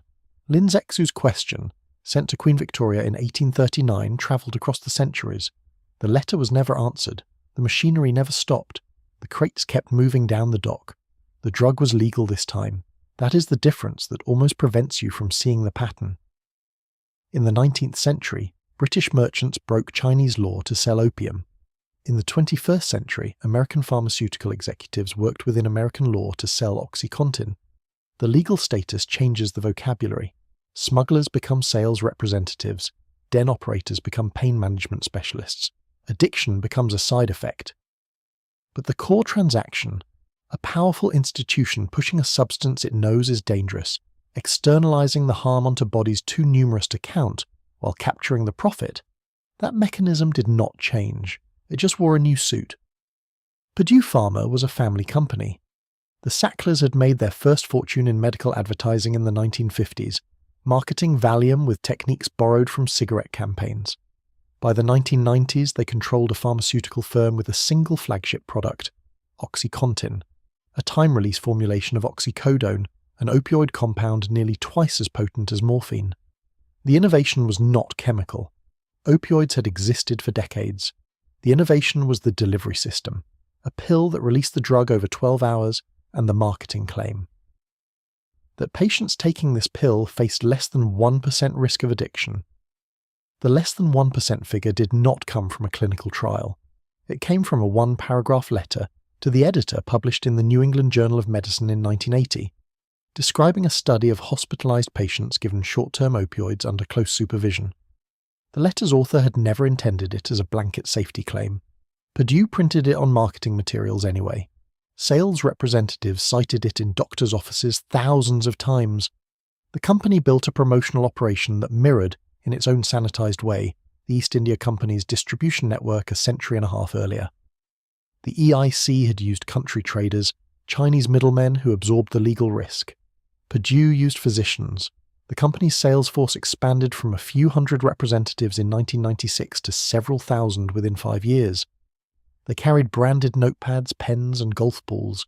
They carried starter coupons for free prescriptions. They carried a message repeated so often and so confidently that it took on the weight of scientific fact.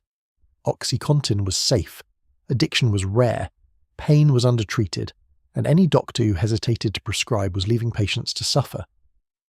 Purdue targeted the doctors who prescribed the most pain medication, compiling prescribing data from pharmacies and concentrating sales visits on the top decile. The company paid physicians to attend conferences at luxury resorts where they were trained to become advocates.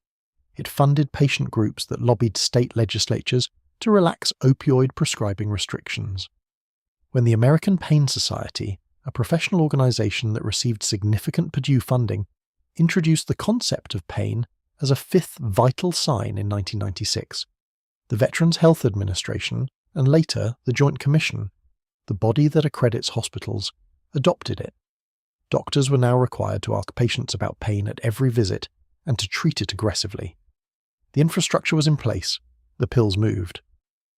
Between 1997 and 2002, OxyContin prescriptions increased from roughly 670,000 to more than 6 million annually. The company's revenue rose from $48 million in 1996 to over $1 billion by 2001. The Sackler family, whose name adorned museums and universities across the world, earned an estimated $13 billion from the drug over 2 decades. They appeared in the social registers of New York and London. They funded the Metropolitan Museum of Art, the Louvre, Oxford. The money that paid for the Sackler Wing and the Sackler Gallery and the Sackler Courtyard came from pills that were, by this point, killing Americans at a rate the country had never seen. The death toll did not announce itself all at once. It accumulated in counties where the drug had been pushed hardest: rural West Virginia, eastern Kentucky, southern Ohio. The first wave of deaths came from the pills themselves. Patients prescribed OxyContin for back pain or migraines or broken bones discovered that the time-release mechanism could be defeated by crushing the tablet, producing a powder that delivered the entire 12-hour dose at once. They snorted it, dissolved it, and injected it. The high was immediate and overwhelming. The overdoses began within months of the drug's release. Purdue's internal emails, later made public through litigation, showed executives were aware of diversion and abuse reports as early as 1997. The company's response was not to reformulate the drug or restrict its marketing. It was to push higher doses. Bigger pills meant bigger profits. By 2019, more than 500,000 Americans had died of opioid overdoses. That number is difficult to absorb in the abstract. It is roughly the population of Atlanta. It exceeds American combat deaths in both world wars combined. The faces of the dead were not in Canton. They were in Appalachia, in New England mill towns, in Midwestern suburbs where factory jobs had disappeared, and the only thing that still arrived reliably was the prescription bottle. The faces were whiter, on average, than the faces in the 19th century opium dens, and this changed the political response. When addiction wore an urban black or brown face in the 1970s and 1980s, the response was the war on drugs, policing, mass incarceration. When addiction wore a rural white face in the 2000s, the response was a public health emergency, treatment, compassion. The substance was the same, the political framing was not. The Sackler family's legal reckoning, when it came, followed the established pattern.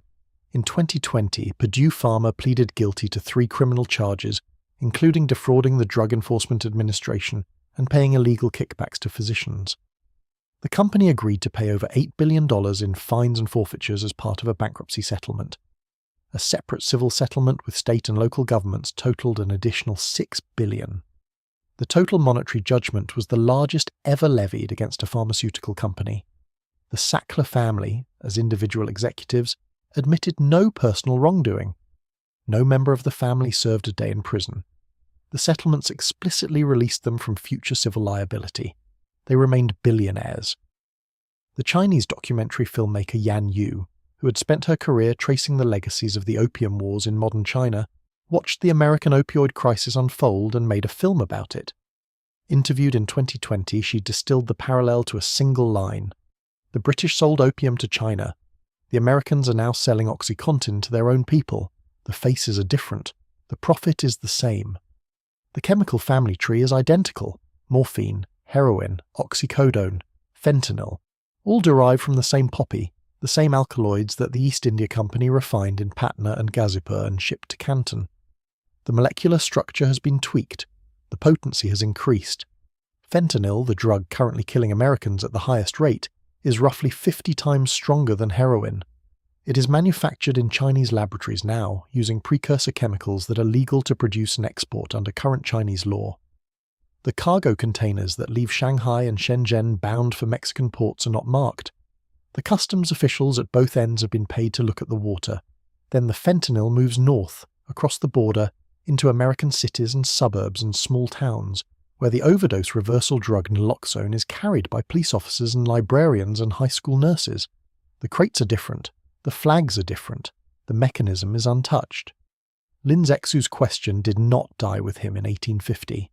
It travelled through the French Connection, through the Golden Triangle, through the Afghan heroin routes, through the Purdue Pharma sales conferences, through the fentanyl precursor labs in Wuhan and Shanghai. It is the same question, updated only in its vocabulary. Why does the law apply to the small dealer but not to the great power that supplies him? Why does the physician who prescribes in good faith lose his license, while the executive who designed the marketing campaign keeps his museum wings? The answer is not a secret. The answer is that the great power writes the law. When the British Empire wrote it, opium was a commodity. When American pharmaceutical companies wrote it, OxyContin was medicine. The drug has 100 names, and the law has 100 loopholes, and the crates keep moving. The dock is the same, not literally. The wood is different. The water is a different ocean. But if you dissolve the frame slowly, let the morning light of Canton in 1839 bleed into the grey fluorescence of Shanghai in 2024, the image barely changes. Men are still moving cargo before the city wakes up. The crates are still unmarked.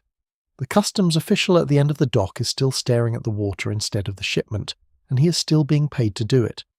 The substance inside has changed its name. It is no longer opium paste wrapped in poppy leaves and packed into chests stamped with the East India Company's seal.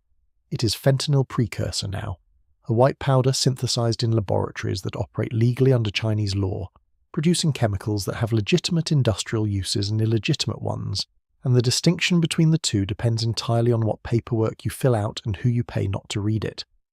The cargo containers leave Shanghai and Shenzhen bound for ports in Mexico, Manzanillo, Lázaro Cárdenas. They are loaded onto trucks that drive north through routes controlled by cartels whose organizational structure would be recognizable to any 19th century opium syndicate.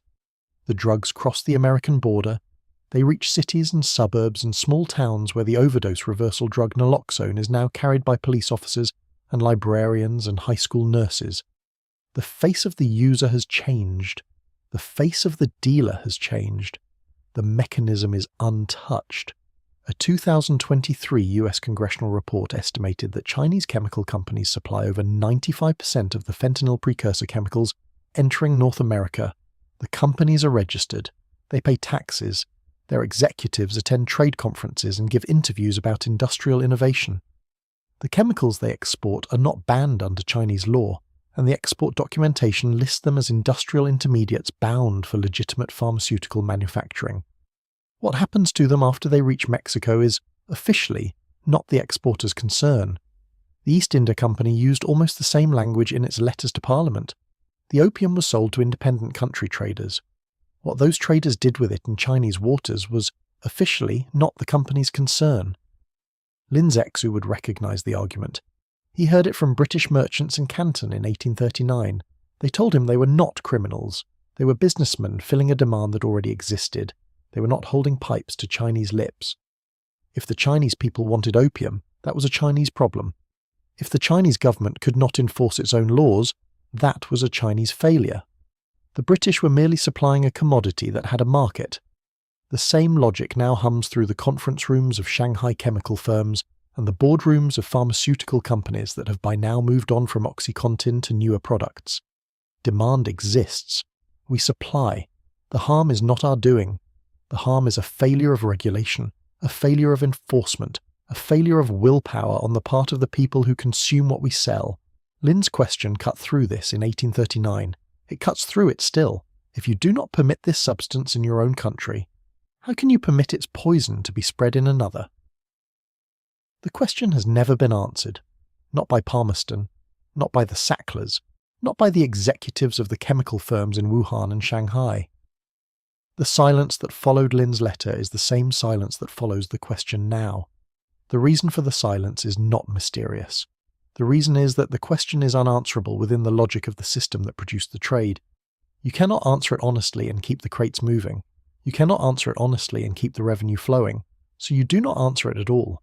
You talk about free trade, about consumer choice, about regulatory reform, about anything except the core transaction, which is that a powerful institution is selling a substance it knows is dangerous to bodies it does not have to look at. And the law, which should prevent this, has been written by the seller. This is not a conspiracy. There is no secret room where the British Empire and the Sackler family and the Chinese chemical firms and the Mexican cartels meet to coordinate strategy. The pattern is more durable than a conspiracy. It is structural. It emerges automatically whenever the conditions are right. When profit is high enough, when the victims are distant enough or dehumanized enough or simply numerous enough that they blur into statistics, when the legal framework contains enough gaps to drive a cargo container through, the mechanism activates. It does not require evil genius. It requires only the ordinary incentives of large organizations and the ordinary silence of people who benefit from not looking too closely.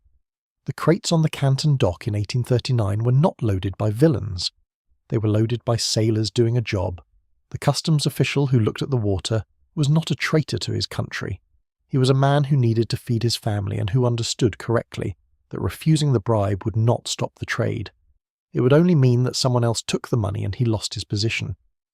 The merchant who signed the shipping manifest was a man who attended church and wrote affectionate letters to his children, and believed, probably sincerely, that he was engaged in legitimate commerce.